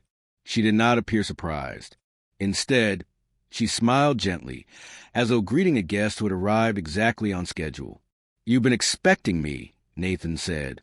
"For a very long time," she replied. She placed a lamp on the table and looked around the endless rows of books. "Most people think history disappears." She shook her head. "It doesn't. It scatters. And someone must gather the pieces." Nathan looked toward the shelves. "What is this place?" The woman rested one hand on the nearest volume. "A memory." "Whose?" She met his eyes. "Everyone's." Before Nathan could ask another question, the distant siren stopped. The silence that followed was even more unsettling. Then, somewhere beyond great wooden doors, came 3 slow knocks. Someone else had found the library. The 3 knocks echoed to the library with deliberate patience. Not loud, not threatening, simply certain. The elderly woman did not look toward the door. Instead, she quietly closed a journal resting on the table and slid it into a wooden drawer. "They're early," she murmured. Nathan frowned. "You know who's out there? I know what they want." She lifted the oil lamp and motioned for him to follow. They moved between towering shelves filled with thousands of leather-bound volumes. Every book bore a year instead of title: 1948, 1949, 1950, 1951, 1952, 1953. Each shelf represented another chapter of forgotten history. Nathan reached for one of the volumes. The woman stopped him. "Not yet. They're just books." "No, they're choices." Another series of knocks interrupted them. This time the sound was heavier. The hinges of the great oak door trembled. Nathan instinctively reached for his sidearm. The woman gently lowered his hand. "If they wanted us dead, they wouldn't knock." "They're asking permission?" "They're asking whether we remember the rules." She stopped beside an enormous circular table carved from dark walnut. Its surface displayed an intricate map unlike any Nathan had ever seen. There were no roads, no cities, only intersecting lines connecting countless circles. Some circles were bright. Others had been carefully scratched away. What is this? A record? Of what? Every truth that someone tried to erase. Nathan stared at the map. Each circle contained tiny handwritten notes. Names, dates, places. Some had only a single sentence beside them. Others filled entire sections of the table. The old woman pointed toward one small circle near the edge. Daniel Mercer. Nathan leaned closer. The circle connected to 5 others. One of them read, Helen Brooks. Another, Echo Point. Another, The Watcher. The final connection had no name at all, only a symbol. The same black circle divided by a single vertical line. Nathan looked up. "I've seen that symbol everywhere." The woman nodded. "Because you were supposed to." "Who created it?" Instead of answering, she walked toward a tall cabinet standing alone against the far wall. Inside rested dozens of brass keys. Each carried a different tag: Harbor, Station, Crossing, North Gate, Bell Tower, Echo. Nathan slowly removed the key from his pocket. It matched the others perfectly. "How many places are there?" The woman smiled sadly. "More than anyone remembers." The oak doors groaned again. This time a voice echoed through the library. "Calm, patient. We know you're inside." Nathan recognized it immediately. The old man from the bunker. "You don't have much time," the woman whispered. She opened a narrow compartment beneath the cabinet and removed a small leather-bound notebook. Unlike the massive ledger surrounding them, this one fit easily into the palm of her hand. She handed it to Nathan. "Take it. What's inside?" "The beginning and the end." Her expression grew distant. "You'll have to earn that." The voice beyond the door spoke again. "We're not your enemies." Nathan looked toward the entrance. Should I believe him? The woman extinguished the oil lamp. Darkness swallowed the room. Only thin beams of moonlight slipped through narrow windows high above. "In this place," she whispered, "belief is always more dangerous than doubt." A hidden panel in the bookshelf slid silently open. A narrow staircase descended into darkness. She stepped aside. "Go. What about you?" "I protected these shelves for 40 years. A faint smile crossed her face. "I know how to disappear." Nathan hesitated for only a second before slipping through the hidden passage. As the bookshelf closed behind him, muffled voices filled the library beyond. He couldn't make out the words. Only one sentence reached him before the stone wall sealed completely. "He's carrying the first ledger." Nathan stopped in the darkness. He looked down at the small notebook in his hands. Until that moment, he had believed he was chasing answers. Now, he realized someone believed the answers were chasing him. Nathan stood motionless until the voices above faded into a dull murmur. The hidden staircase descended far deeper than the library itself. Narrow stone steps curved through solid bedrock, worn smooth by generations of footsteps. Whoever had built this place expected it to survive long after the world above forgot it existed. The leather notebook felt surprisingly heavy in his pocket, not because of its weight, because of what everyone seemed willing to risk to protect it. The staircase ended before an underground river. Black water drifted silently beneath a vaulted ceiling of natural stone. A wooden footbridge crossed the opposite bank, where a single lantern burned beside an old locomotive cart resting on rusted rails.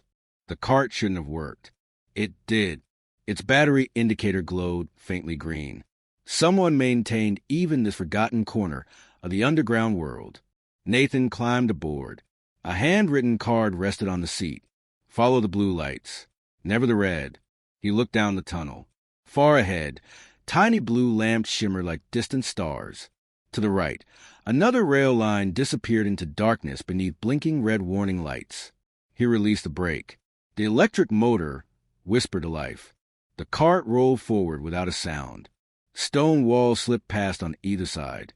Every few hundred yards, another blue lantern appeared, guiding the way through a maze that seemed impossible to navigate without help. Then something changed. The tunnel widened. The rails entered an enormous cavern. Nathan slowed instinctively. Dozens of abandoned carts stood scattered across the floor. Some were decades old. Others looked almost new. Every one had been carefully parked, as though their owners intended to return. In the center of the cavern stood a massive clock. Its face measured nearly 20 feet across. The hands had stopped forever at exactly 2:17. Nathan froze. 2:17. The same time the anonymous phone calls had always arrived. Coincidence no longer seemed possible. He stepped closer. The clock contained no company name, no manufacturer, only a brass plaque mounted beneath the pendulum. Every story begins with a single unanswered question. A faint sound interrupted his thoughts. Footsteps, not behind him, above him. Nathan lifted his flashlight toward the ceiling. Wooden observation platforms circled the cavern high overhead. For just an instant, a figure crossed one of them, the broad-brimmed hat. Gone again. Nathan ran toward the nearest staircase. By the time he reached the upper level, the platforms were empty. Only one thing remained. A folded map pinned beneath a rusted bolt. Across the top, in neat handwriting, someone had written, "You are finally ahead of them. Don't stop now." Nathan unfolded it. Unlike every previous map, this one showed only 3 locations: the library, the clock chamber, and a third place marked by a single black circle. No name, no explanation, only one handwritten note beneath it. The last person who entered did not return. Nathan folded the map and slipped it beside the first ledger.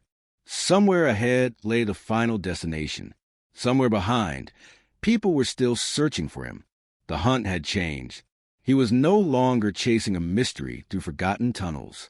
He was carrying the only clues anyone had left. And for the first time since entering Echo Point, Nathan realized something unsettling. No one had tried to stop him from taking the first ledger. It was almost as if someone had planned for it to leave the library all along. Nathan folded the map with deliberate care and placed it beside the first ledger inside his satchel. The underground chamber fell silent again, not the comforting silence of an empty place, the kind that seemed to listen. He returned to the rail cart, but hesitated before starting the motor. The handwritten warning lingered in his thoughts. Follow the blue lights, never the red. Warnings only existed because someone had ignored them once before. The cart glided forward, its electric motor barely audible against the distant rush of underground water. Blue lanterns continued appearing at regular intervals, guiding him deeper into the maze. After several minutes, the tunnel divided. Blue lights curved left. Red lights disappeared into a broader passage on the right. Nathan slowed. The red corridor looked newer, cleaner, easier. The blue route narrowed into rough stone barely wide enough for the cart. He trusted the note. The cart followed the blue lights. Within moments, the tunnel became so tight that the walls nearly brushed his shoulders.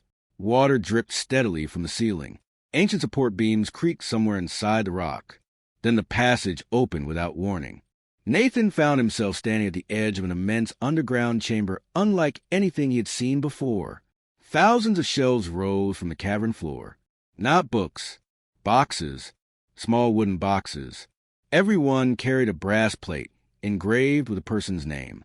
Some names had faded with age. Others looked newly polished. There were too many to count. Hundreds, perhaps thousands. A narrow walkway stretched between the shelves toward a circular stone platform at the center of the room. Someone was waiting there.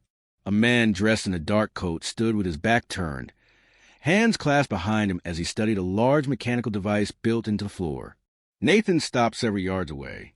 The stranger spoke first. I wondered how long it would take. His voice was calm, older than Nathan expected. The man slowly turned. He was not the watcher from the photographs, nor the elderly man behind the reinforced glass. Nathan had never seen him before. "You've been following me," Nathan said. The stranger smiled faintly. "No, I've been waiting." He gestured toward the endless rows of boxes. Everyone who arrives here asks the same question. "And what's that?" They ask what's inside. Nathan glanced toward the nearest shelf. The brass plate bore a single name, Eleanor Price.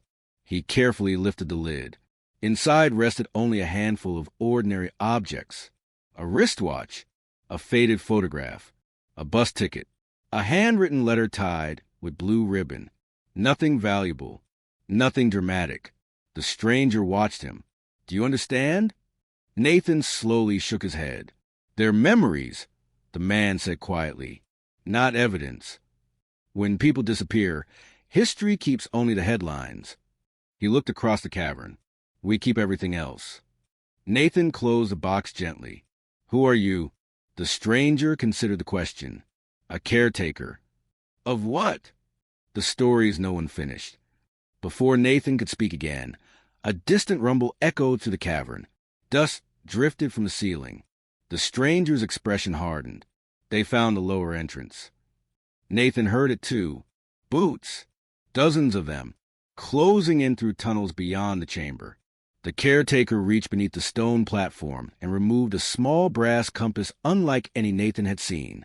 Instead of north, its face displayed 3 symbols: a circle, a triangle, a square. He pressed the compass into Nathan's hand. The first ledger tells you where to look. The compass tells you when not to. Nathan frowned. That doesn't make any sense. "It will." The footsteps grew louder. The caretaker stepped backward toward the mechanical device in the center of the platform. Huge gears hidden beneath the stone floor began turning for the first time in decades. Entire shelves slowly shifted, rearranging themselves like pieces of an enormous puzzle. Passages opened. Others vanished. The chamber itself was changing. The caretaker met Nathan's eyes one final time. "Whatever happens next, don't mistake the maze for the destination." Then the shelves closed between them. By the time Nathan reached the platform, the man had disappeared, leaving only the echo of moving machinery and a labyrinth that no longer resembled the one he had entered. Nathan spun in a slow circle. The chamber had transformed completely. The straight aisles between the shelves were gone, replaced by winding corridors that curved unpredictably through towering rows of wooden boxes. The shifting machinery deep beneath the floor finally fell silent, leaving only the faint ticking of unseen gears cooling in the darkness. The caretaker had vanished. Not a single footprint remained on the stone platform. Nathan tightened his grip on the brass compass. The needle did not point north. Instead, it rotated once, hesitated, and settled on an engraved circle. He remembered the caretaker's words. "The compass tells you when not to." It wasn't a navigational instrument. It was a warning. He slipped it into his pocket and opened the first ledger for the first time. Unlike before, the blank pages were no longer empty. Words slowly emerged across the paper, as though invisible ink had been awakened by the damp underground air. Every keeper believed the archive exists to preserve the past. They are mistaken. Its purpose is to protect the future from repeating it. Nathan turned another page. A detailed sketch appeared, not of the chamber, of the maze as it had existed only moments earlier. The map was already obsolete. The shelves had moved. The passages had changed. The maze was alive. A sudden click echoed somewhere behind him. He extinguished his flashlight. Soft footsteps drifted through the darkness. Not hurried, measured. Someone else was navigating the labyrinth. Nathan crouched behind one of the towering shelves. The footsteps stopped only a few yards away. A lantern's warm glow spread across the stone floor. Instead of tactical gear or weapons, the newcomer carried an old leather satchel overflowing with rolled maps. A young woman, perhaps in her early 30s, carefully examined the brass nameplates on the boxes as she walked. She whispered each name under her breath, almost like a prayer. Nathan stepped into the light. She reacted instantly, raising the lantern but not retreating. "So," she said quietly, "you found the first ledger. You know what it is?" "I've spent 15 years trying to." She studied his face for several seconds. "My name is Mara. You're not with the people chasing me?" She shook her head. "I'm trying to stay ahead of them." She pointed toward the ledger in Nathan's hands. "They'll never stop now." "Why?" "Because once the first ledger is opened, the maze starts choosing." Nathan frowned. "Choosing what?" "It decides or remembers." Before he could ask another question, the shelves groaned once more. Another section of the labyrinth shifted. This time the movement revealed a narrow corridor that had not existed moments earlier. Cold air rushed from the opening. Unlike the warm tunnels behind them, this passage carried the smell of fresh rain. Impossible. They were hundreds of feet underground. Mara lifted the lantern. "I've never seen that passage before." Nathan looked down at the open ledger. Another sentence had appeared on the page. "The next door opens only once." Neither of them spoke. Somewhere far behind, muffled voices echoed through the maze. The searchers had entered the chamber. Lanterns flickered between distant shelves like moving stars. Nathan closed the ledger. Mara adjusted the strap of her satchel. Without another word, they stepped together into the newly opened corridor. Behind them, the stone walls shifted one final time, sealing the entrance as though they had never been there at all. The desert had a way of keeping secrets. For 36 years, the Arizona heat had buried memories beneath layers of dust, silence, and time. The people of the small community had learned to live with the unanswered questions. They learned to drive past the old roads without looking too closely. They learned to avoid saying one name too loudly. They learned that some mysteries did not disappear. They simply waited. But in the summer of 2023, the silence that surrounded the 1987 disappearance of Emily Carter began to crack. A single anonymous tip had reopened a case investigators once believed had reached its final dead end. A message sent without a name. No explanation. No demand. Just a few sentences that forced detectives to look back at every piece of evidence they had collected decades earlier. The message contained a location. A forgotten stretch of land outside a remote Arizona highway. A place investigators had searched before. A place they thought held nothing. But the person behind the message claimed they were wrong. The first officers who arrived at the location did not expect to find anything. They had responded to too many false leads over the years. Too many rumors. Too many people searching for attention by pretending they knew something about a tragedy that destroyed a family. But this time was different. The coordinates were precise. The details were specific. And hidden beneath the dry ground, investigators discovered something that would transform a 36-year-old mystery into one of the most shocking cold case breakthroughs in Arizona history. A small piece of fabric, a damaged personal item, and evidence that had been waiting silently beneath the desert surface. The discovery immediately sent shockwaves through the department because the evidence connected directly to Emily Carter, the young woman who vanished on a warm October evening in 1987. The woman whose disappearance became one of the most haunting unsolved cases in the region. Emily had been 24 years old when she disappeared. She was known by friends as someone who noticed everything, someone who remembered small details, someone who always carried a notebook because she believed every story mattered. On the night she vanished, Emily had left her workplace shortly after 9 p.m. She never made it home. Her vehicle was found abandoned the following morning near an isolated road. The driver's door was unlocked. Her keys were missing. Her purse was still inside. And on the passenger seat was a handwritten note investigators could never explain. 3 words. Don't trust him. For decades, those words haunted investigators. Who was him? Was Emily warning someone? Was she afraid? Or was the note left behind by someone trying to create confusion? Every possibility had been considered. Every theory had been examined. But no answer ever survived evidence. Until the anonymous tip. The new discovery changed everything because investigators now had something they did not have in 1987.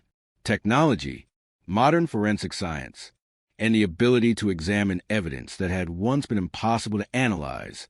The recovered items were transported to a state forensic laboratory where specialists began testing microscopic traces that had survived decades in the harsh Arizona environment.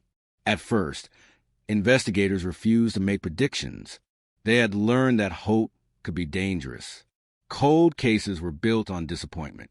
Every promising clue could collapse.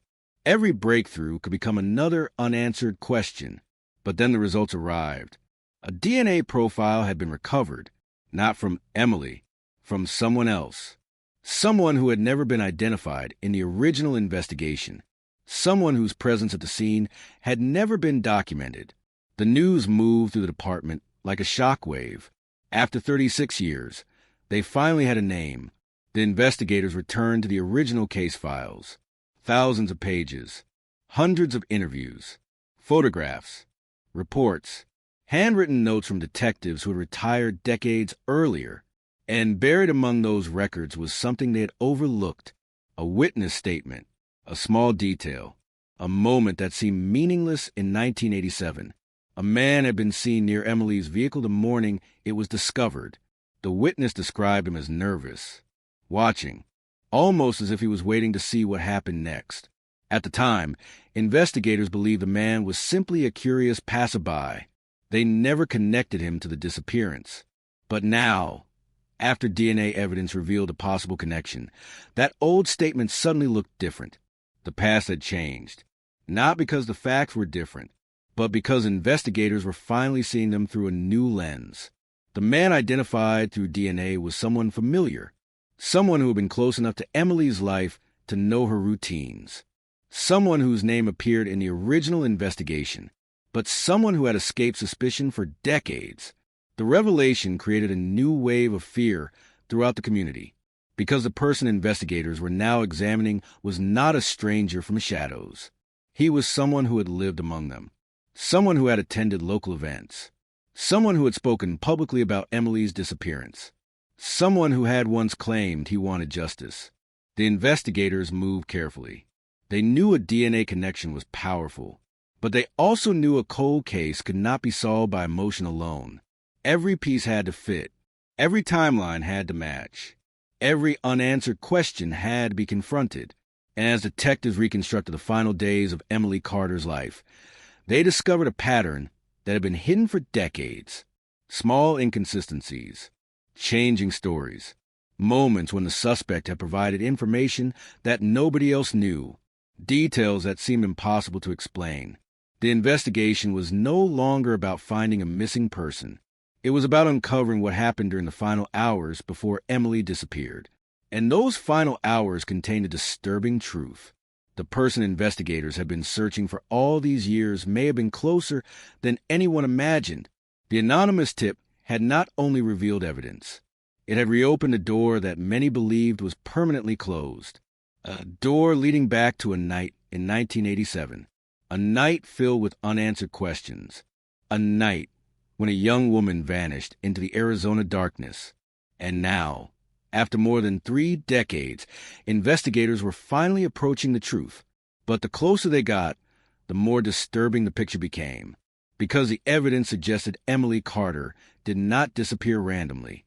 She was targeted. Someone knew where she would be. Someone knew when she would leave. Someone had been watching. And somewhere inside the old case files was the identity of the person who had been hiding in plain sight. The desert had kept its secret. But secrets do not stay buried forever. And this time, the truth was coming back. Part 11. The truth did not arrive like a thunderstorm.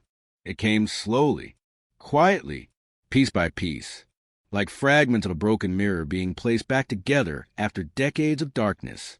For 36 years, The disappearance of Emily Carter had existed as an open wound in Arizona. Families moved forward. Buildings changed. Roads were rebuilt. New generations grew up knowing only fragments of the story. A missing woman, an abandoned vehicle, a cold case that never died, but never truly lived either.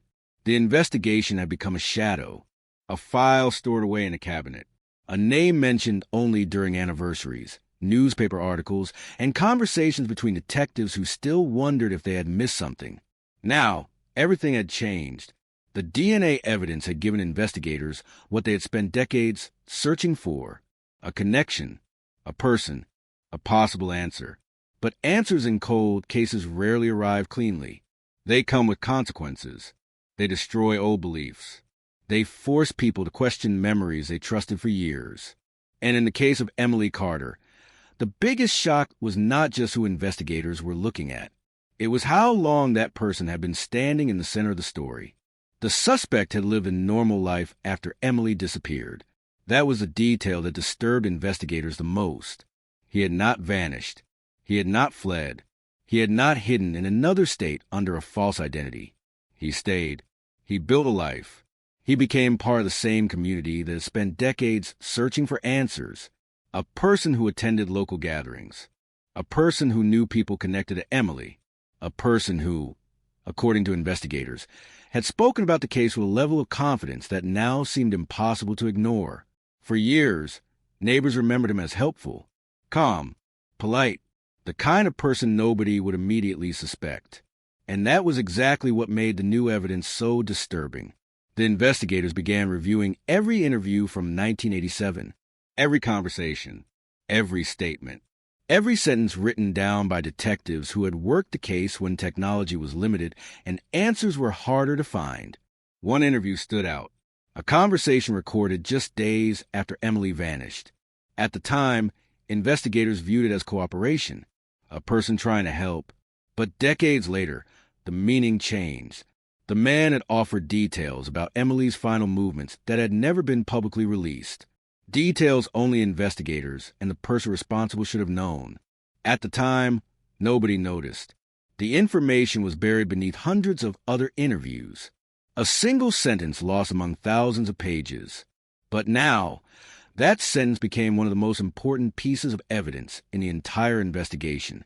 Detectives realized they had been looking at the same words for decades. They just had not understood them. The new investigation moved quickly. Surveillance teams were deployed. Old records were collected. Financial history was examined. Phone records from the era were reconstructed where possible. Investigators began mapping every connection between Emily and the person now at the center of the case. And what they discovered created a disturbing timeline. The suspect had crossed paths with Emily multiple times before her disappearance. Not once, not twice, but repeatedly. Small encounters, short conversations, moments that seemed meaningless individually. But together, they formed a pattern that investigators believed showed obsession.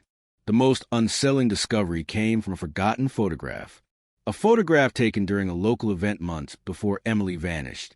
Emily was standing among a group of people, smiling, completely unaware that someone watching from the edge of the crowd would later become connected to the darkest chapter of her life. Investigators enhanced the image. They studied the background.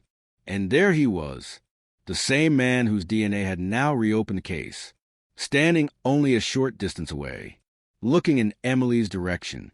The photograph did not prove a crime, but after 36 years of unanswered questions, it became another piece of a growing puzzle, a puzzle that was finally beginning to reveal its shape. Meanwhile, Emily's family struggled with emotions they had waited decades to feel. Hope, fear, anger. The possibility of closure was something they had dreamed about, but they also knew the truth could be painful. For years, they had imagined countless possibilities. They wondered if Emily had left voluntarily, if she had started a new life somewhere, if there was a chance she was still alive. Those thoughts had kept them going. Hope had been the thing that allowed them to survive. But now investigators were suggesting a much darker reality. Emily had never disappeared.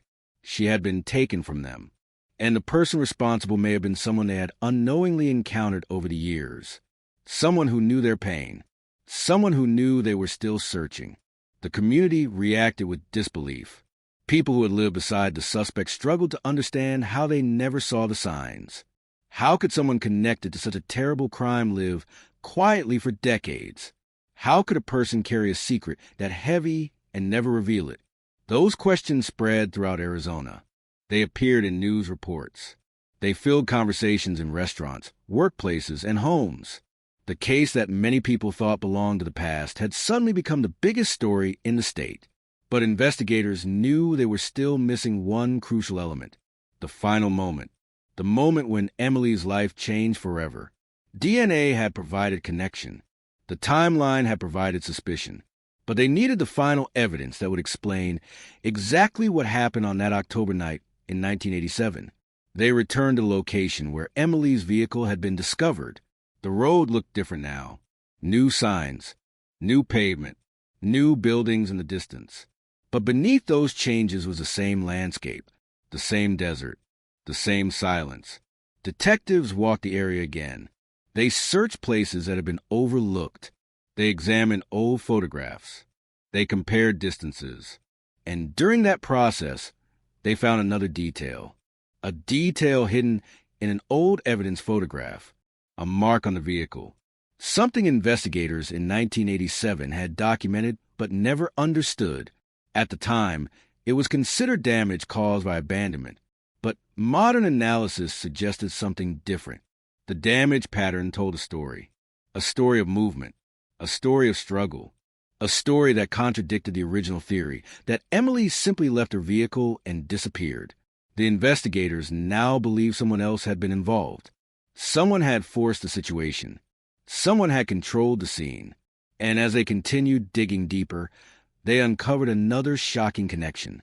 The suspect had not only known Emily, he had known the area where her vehicle was found. He had worked nearby. He had traveled those roads. He knew the locations where someone could disappear without being seen.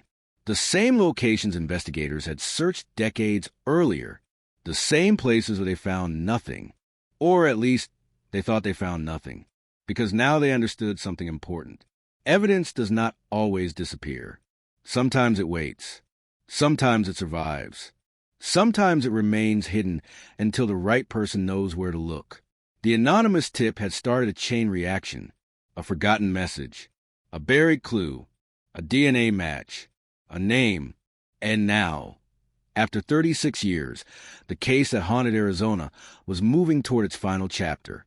But before investigators could announce an arrest, they needed one more piece, one final connection, one final confirmation, because the person they believed responsible had spent decades building a life around a lie.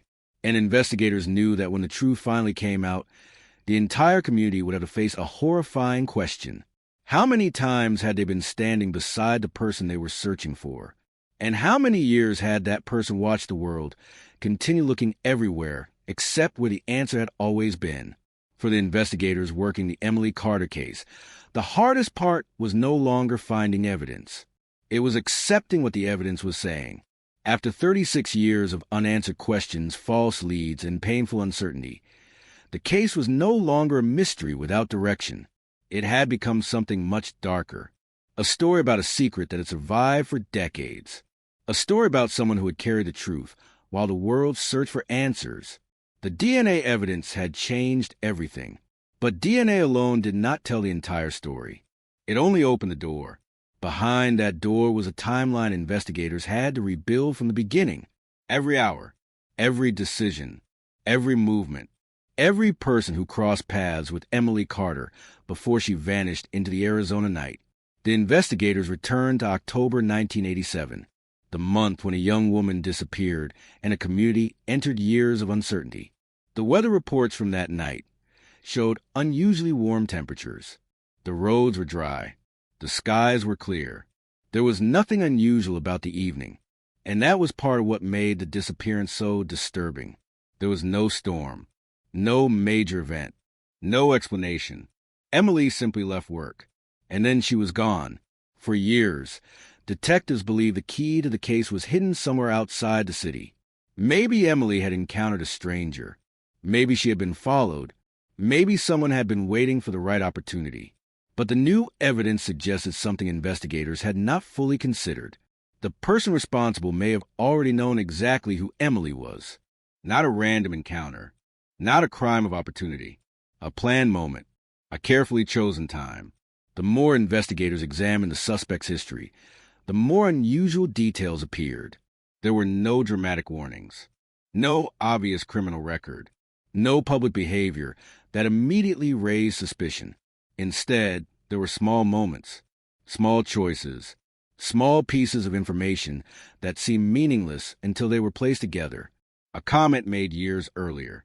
A story that changed slightly each time it was repeated. An explanation that did not match the facts. Investigators described it as a pattern of contradictions. A person who seemed to remember certain details too clearly and other details not at all.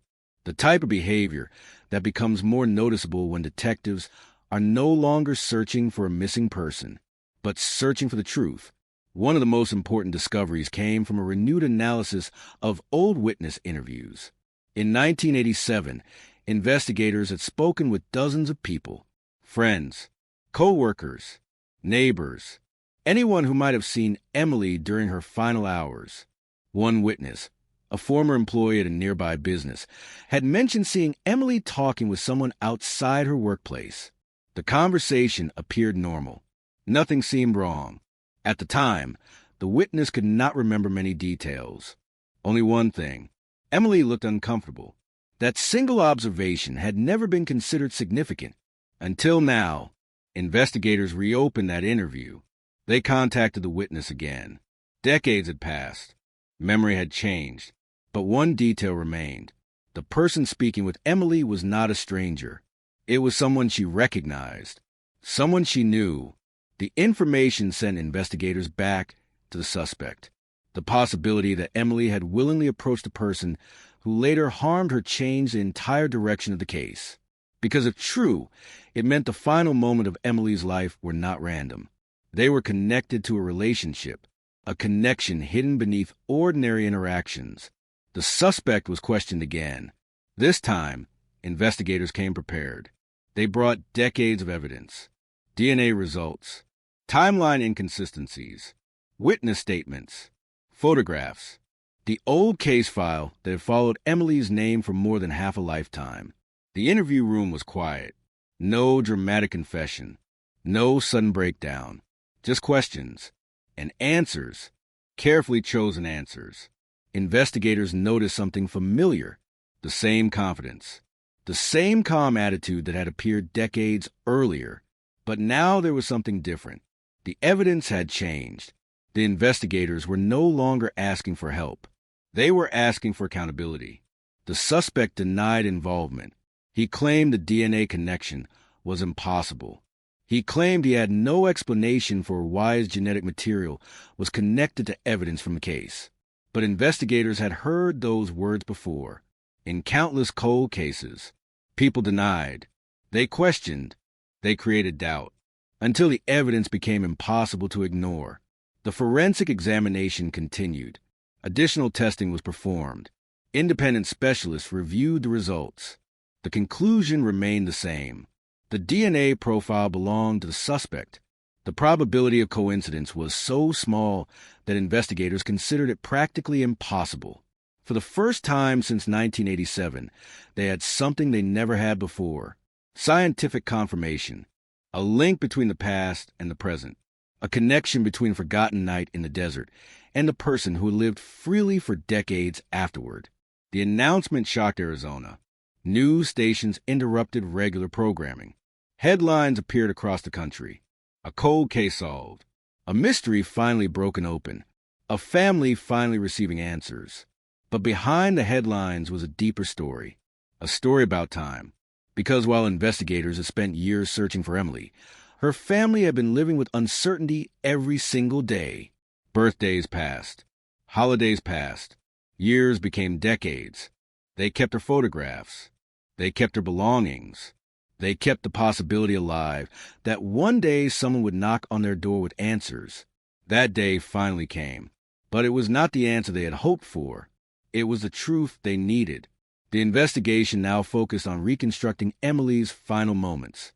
Where she went, who she met, what happened after she left her workplace.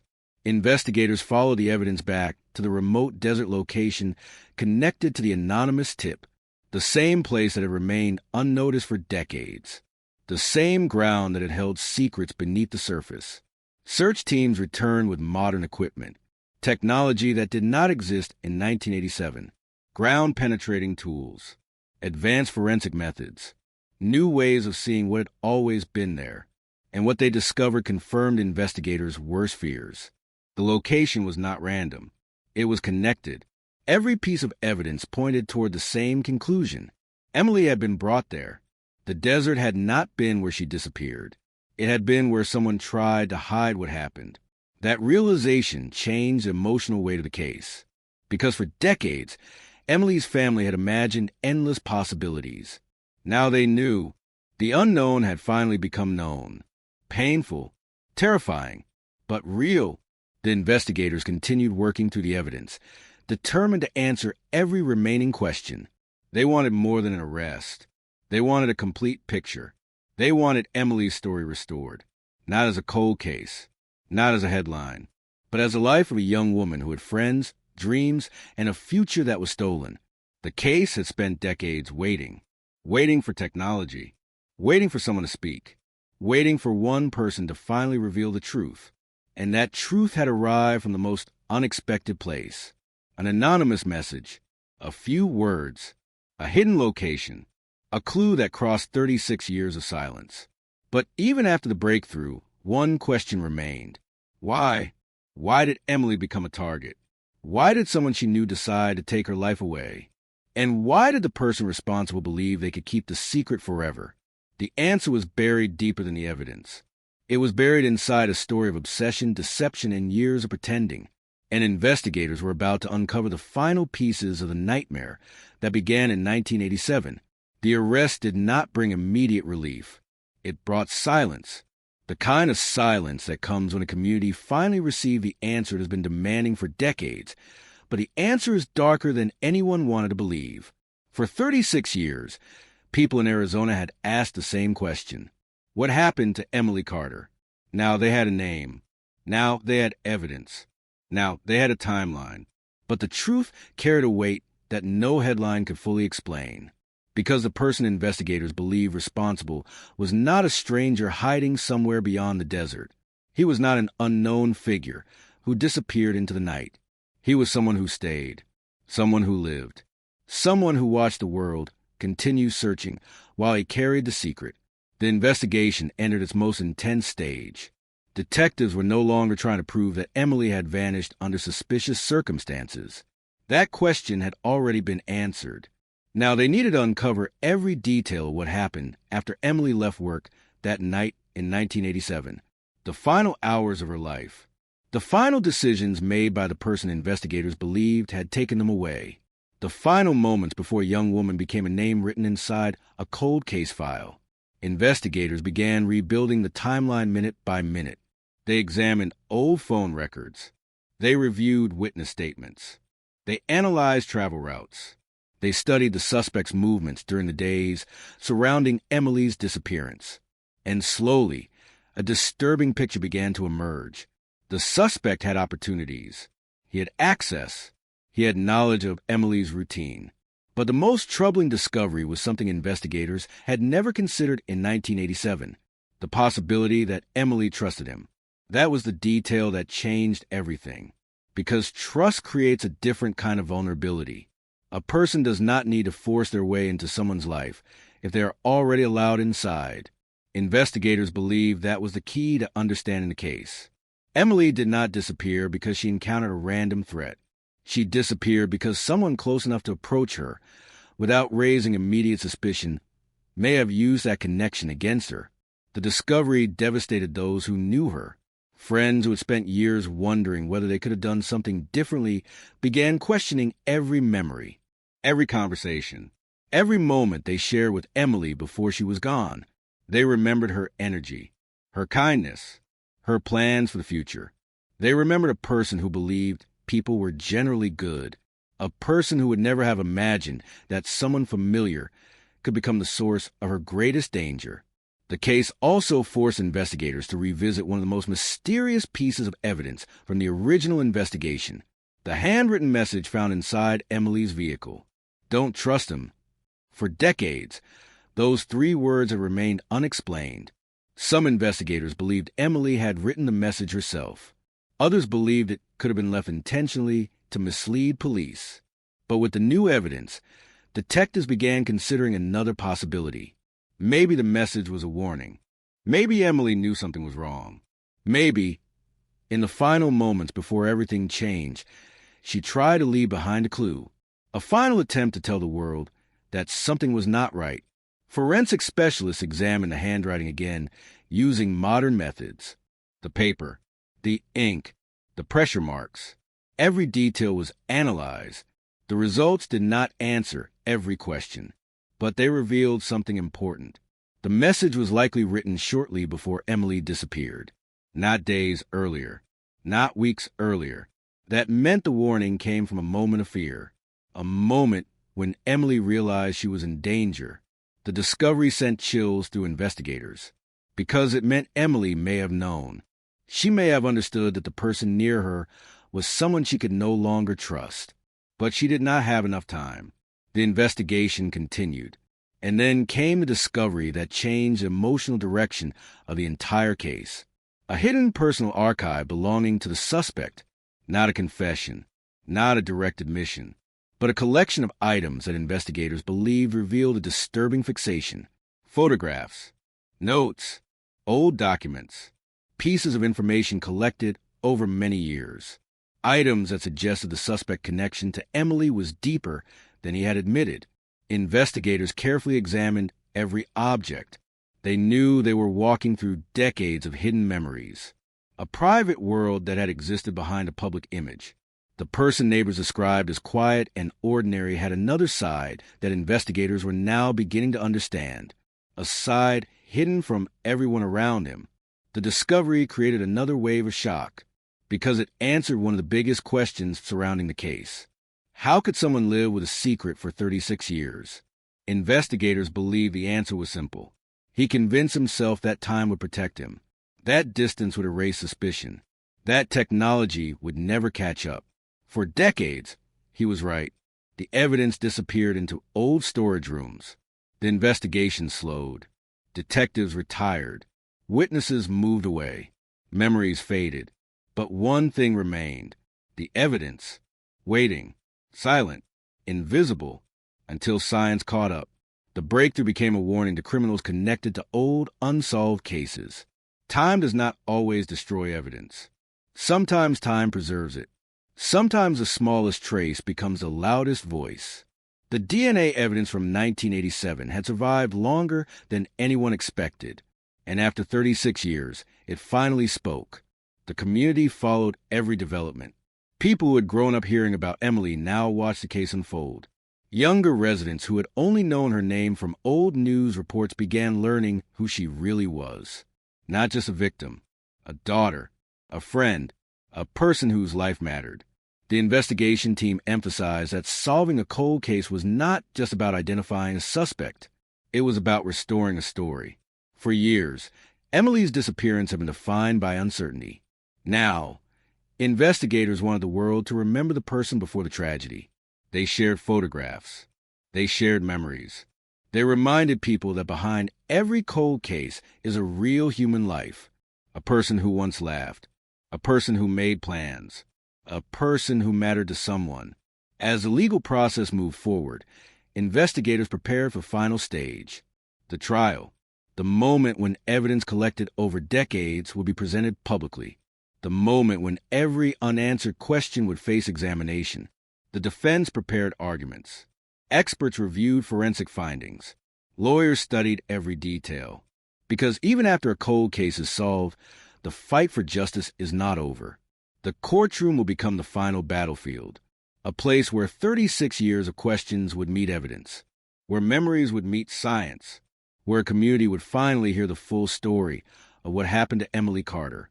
But before that moment arrived, investigators made one final discovery, a detail that connected the anonymous tip directly to the past. The person who sent the message had not randomly found the location. They knew, they had always known, and their identity raised another shocking question. If someone knew the truth all along, why did they wait 36 years to speak? The answer would reveal another layer of the mystery, a secret hidden behind another secret, and it would prove that in the Emily Carter case, the truth was never completely gone. It was only waiting for someone brave enough to bring it back into the light.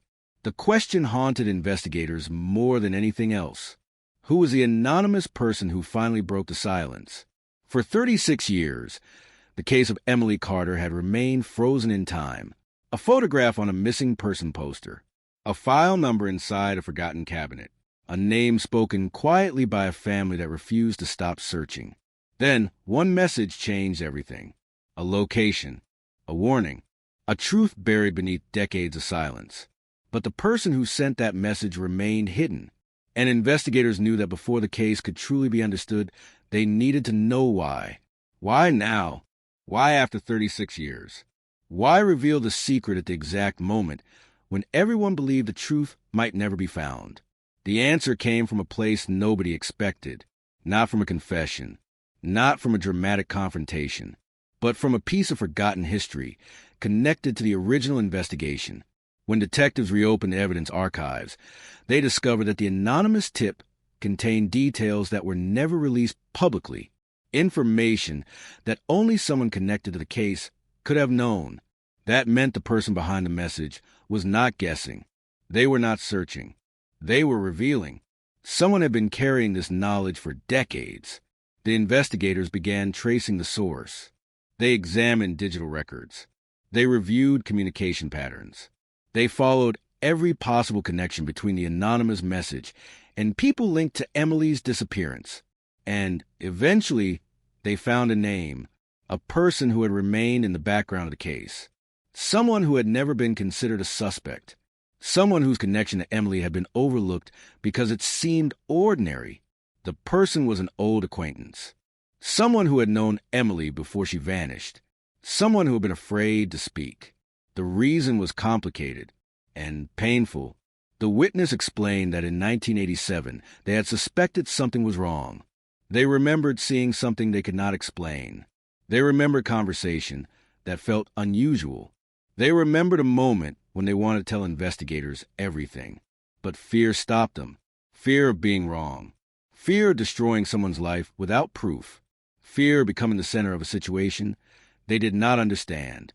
So they stayed silent. Years passed, then decades. The secret became heavier. Every anniversary of Emily's disappearance brought back the same memories. Every news report reopened the same guilt. The witness eventually realized something important. Silence was not protecting anyone. Silence was allowing the truth to remain buried. And that realization led to the anonymous tip. A message sent from someone who believed it was finally time. Time for Emily's family to know. Time for investigators to return. Time for the desert to give back what it had hidden. The revelation added another emotional layer to the case. They are shaped by people, by fear, by hesitation, by memories that people carry for years because they do not know what to do with them. The investigators continued preparing the case for court. The evidence against the suspect was extensive. The DNA connection, the timeline, the witness statements, the inconsistencies, the recovered items, the photographs, the patterns that had become clear only after decades of investigation. But prosecutors knew something important. A case built on old evidence had to be presented carefully. The defense would challenge everything. They would question memories. They would question science. They would question the reliability of evidence collected decades earlier. So investigators went back through every detail again. Nothing could be ignored. Nothing could be assumed. Every piece had to stand on its own. The forensic expert explained how DNA technology had transformed investigations. Evidence that once seemed useless could now reveal connections impossible to detect in the past. A tiny trace, a microscopic piece of information, something invisible to the human eye, but powerful enough to break a 36-year silence. The investigators described the moment they received the DNA results as one they would never forget. After years of uncertainty, there was finally a direction, a path forward, a name attached to the mystery. But they also understood something else. Finding the person responsible was only part of the mission. The other part was understanding Emily's final moments. Her family deserved more than an arrest. They deserved the truth. They deserved to know what happened. As investigators reconstructed the final timeline, they discovered that Emily had spent her last evening doing what she normally did: living, working, talking with people, making plans. There was nothing that suggested she knew she was in danger. That was what made the case so heartbreaking. Her final hours looked ordinary, until they weren't. The moment everything changed happened quickly. A normal conversation, a familiar face, a decision to trust someone. And then, suddenly, Emily's future was taken away. The investigators believed the suspect tried to create confusion afterward. The abandoned vehicle, the missing items, the unexplained details, everything designed to make the truth harder to find. For decades it worked, but the mistake was believing the evidence was gone. It was never gone. It was waiting. The trial attracted national attention. News crews arrived in Arizona. Reporters revisited the old locations, the abandoned roads, the places connected to the investigation. The story became a reminder of why cold cases continue to matter, because behind every old file is a family still waiting, a question still unanswered, a person still remembered. Inside the courtroom, the evidence was presented piece by piece. The prosecution described a pattern that stretched across decades: a disappearance, a hidden connection, a person who continued living while Emily's family searched. The defense argued uncertainty. They questioned the investigation. They questioned the conclusions. They reminded the jury that time can affect memories. But the prosecution returned to the same point. The evidence was not based on one detail. It was based on everything. 36 years of pieces finally connected. The DNA, the witnesses, the timeline, the evidence, the truth. Outside the courthouse, Emily's family waited.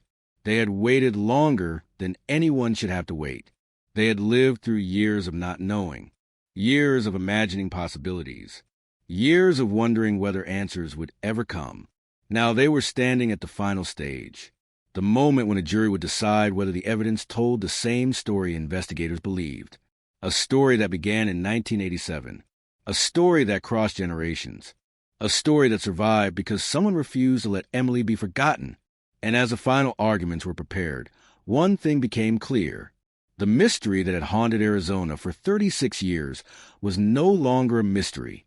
The question was no longer what happened to Emily Carter. The question was whether justice could finally catch up with the person who believed time had protected him forever, because time had passed. Decades had disappeared, but the truth had remained, waiting in the desert, waiting in evidence, waiting for the moment when silence finally ended. The courtroom was silent when the final evidence was presented, not the silence of uncertainty, not the silence of confusion, but the silence of people realizing they were witnessing the final moments of a story that had remained unfinished for 36 years. For decades, the name Emily Carter had represented a question, a photograph, a missing person report, a case number, a mystery that refused to disappear. But now, inside that courtroom, Emily was no longer just a cold case. She was a person, a daughter, a friend, a woman whose future was stolen before she ever had the chance to live it. The prosecution began with a timeline. October 1987, the final day Emily was seen alive. The last confirmed moments before her disappearance changed everything. They showed the jury the evidence collected over decades. The original police reports, the photographs, the witness statements, the forensic discoveries that had only become possible because technology advanced. And then came the evidence that changed the entire investigation. The DNA, a scientific connection that crossed 36 years, a link between the past and the present, a piece of truth that survived when memories faded and people moved on. The prosecution explained that the DNA evidence was not standing alone. It was one piece of a much larger story, a story built from hundreds of small details, details that investigators had missed in 1987 because they did not have the tools they have today, details that became impossible to ignore once placed together. The defense attempted to create doubt. They argued that decades had passed, that memories could change, that old evidence could be misunderstood. They questioned the investigation. They questioned the witnesses. They questioned whether the truth could really be reconstructed after so much time. But investigators had expected those arguments.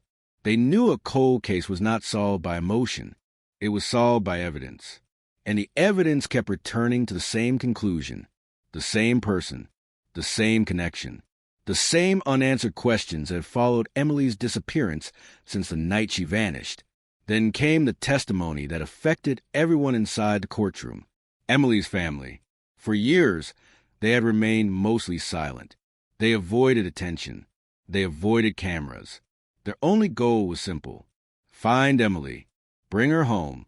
Now they stood before the court and spoke about the person behind the case file. Not the victim, the person. They described Emily's laugh, her personality, her dreams, the little things that made her unforgettable.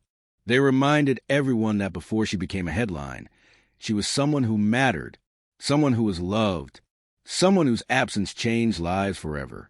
The courtroom listened as they described decades of waiting, birthdays without answers, holidays without closure, moments when they wondered if the phone would ring with good news, moments when they imagined a future where Emily might suddenly return.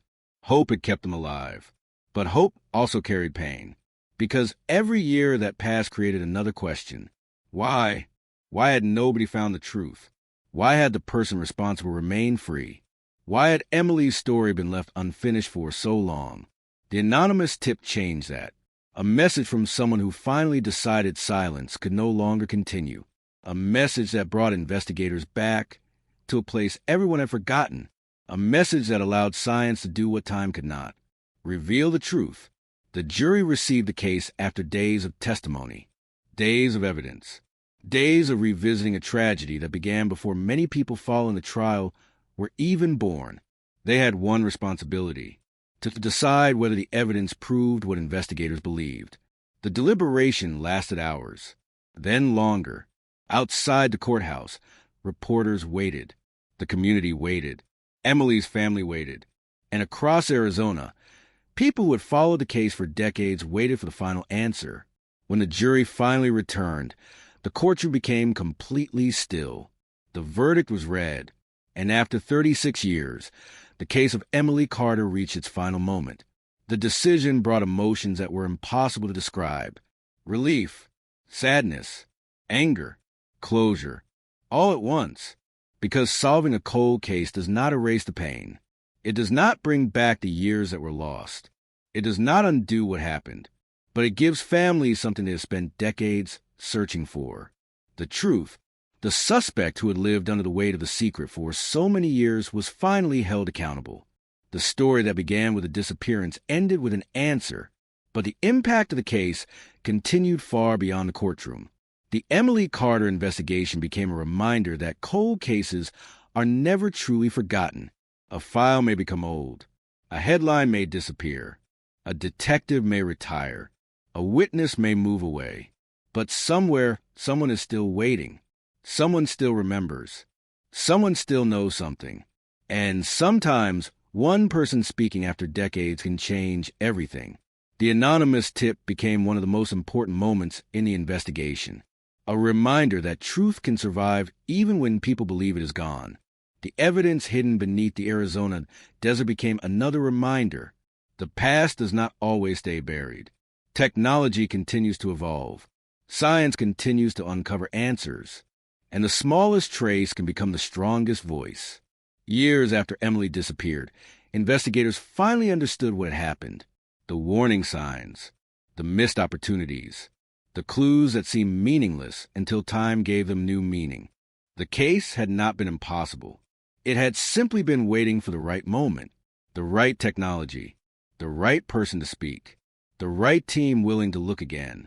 Today, the location where Emily's story ended remains a place filled with memories, not just a tragedy, but of determination, because her case represents something larger than one investigation.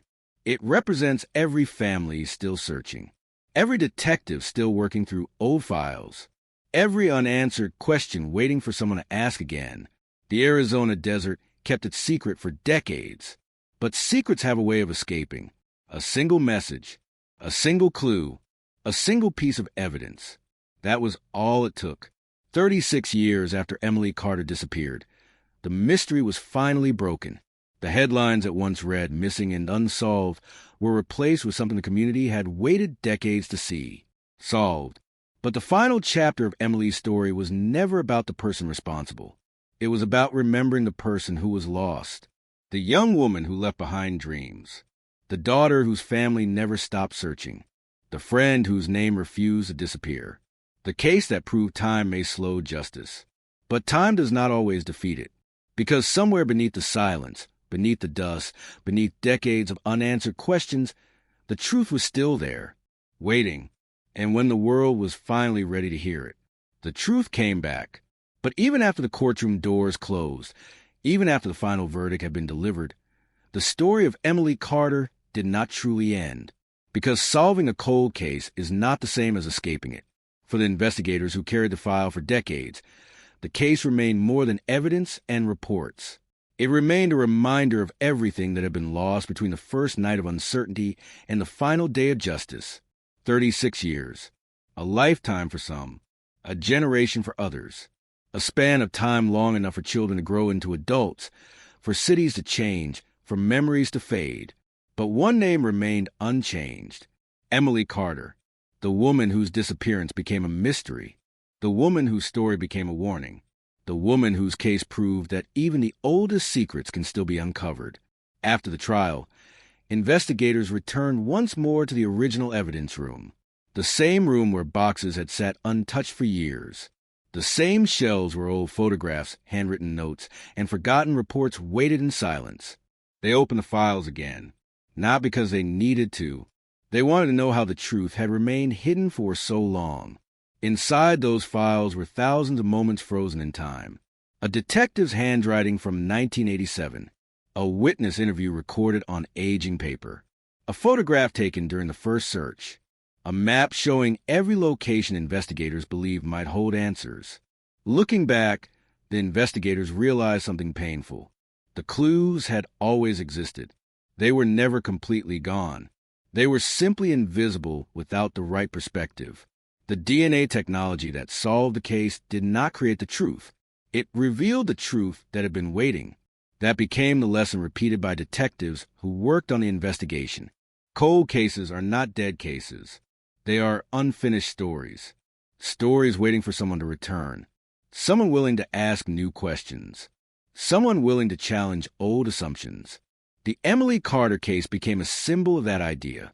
Across Arizona, law enforcement agencies began reviewing other unsolved cases. Old evidence was examined again. Old reports were reopened. Old questions were asked one more time. Because if a case forgotten for 36 years could finally be solved, then other families could still have hope. Somewhere, another file was waiting. Another photograph. Another name.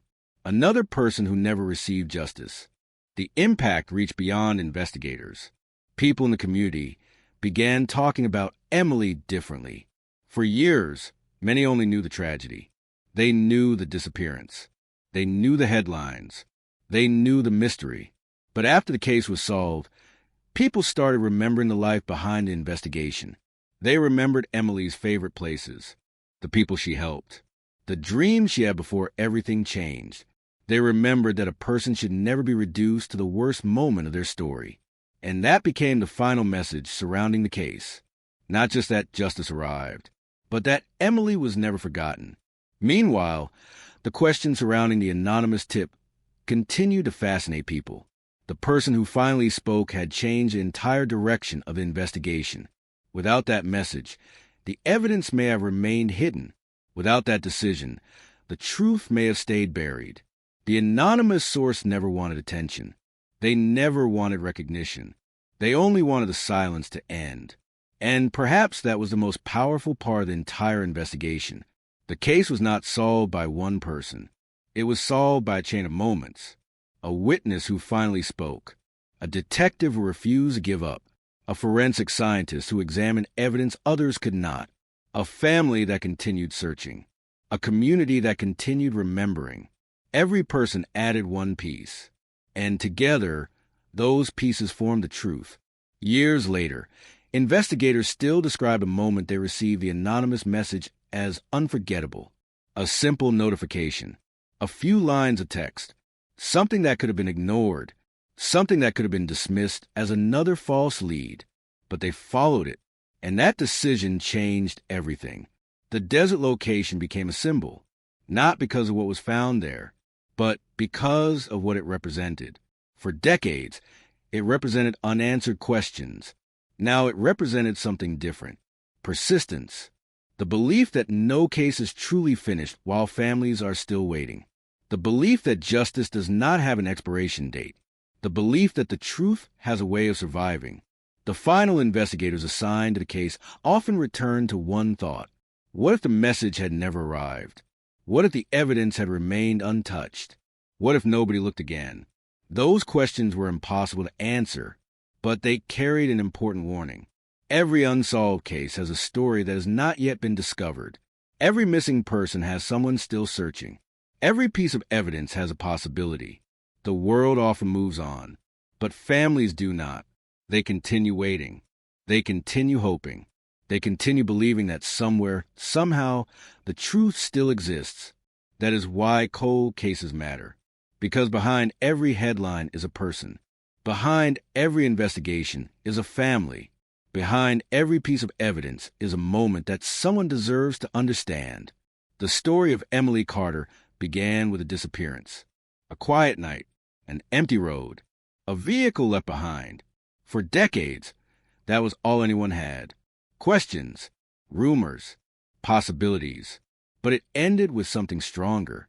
The truth, not a perfect ending, not a painless ending, but an ending that finally gave meaning to years of searching. The Arizona desert kept the secret. The years protected it. Silence surrounded it.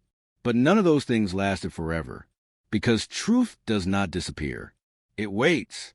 And sometimes, after decades of darkness, one forgotten clue is enough to bring everything back into the light.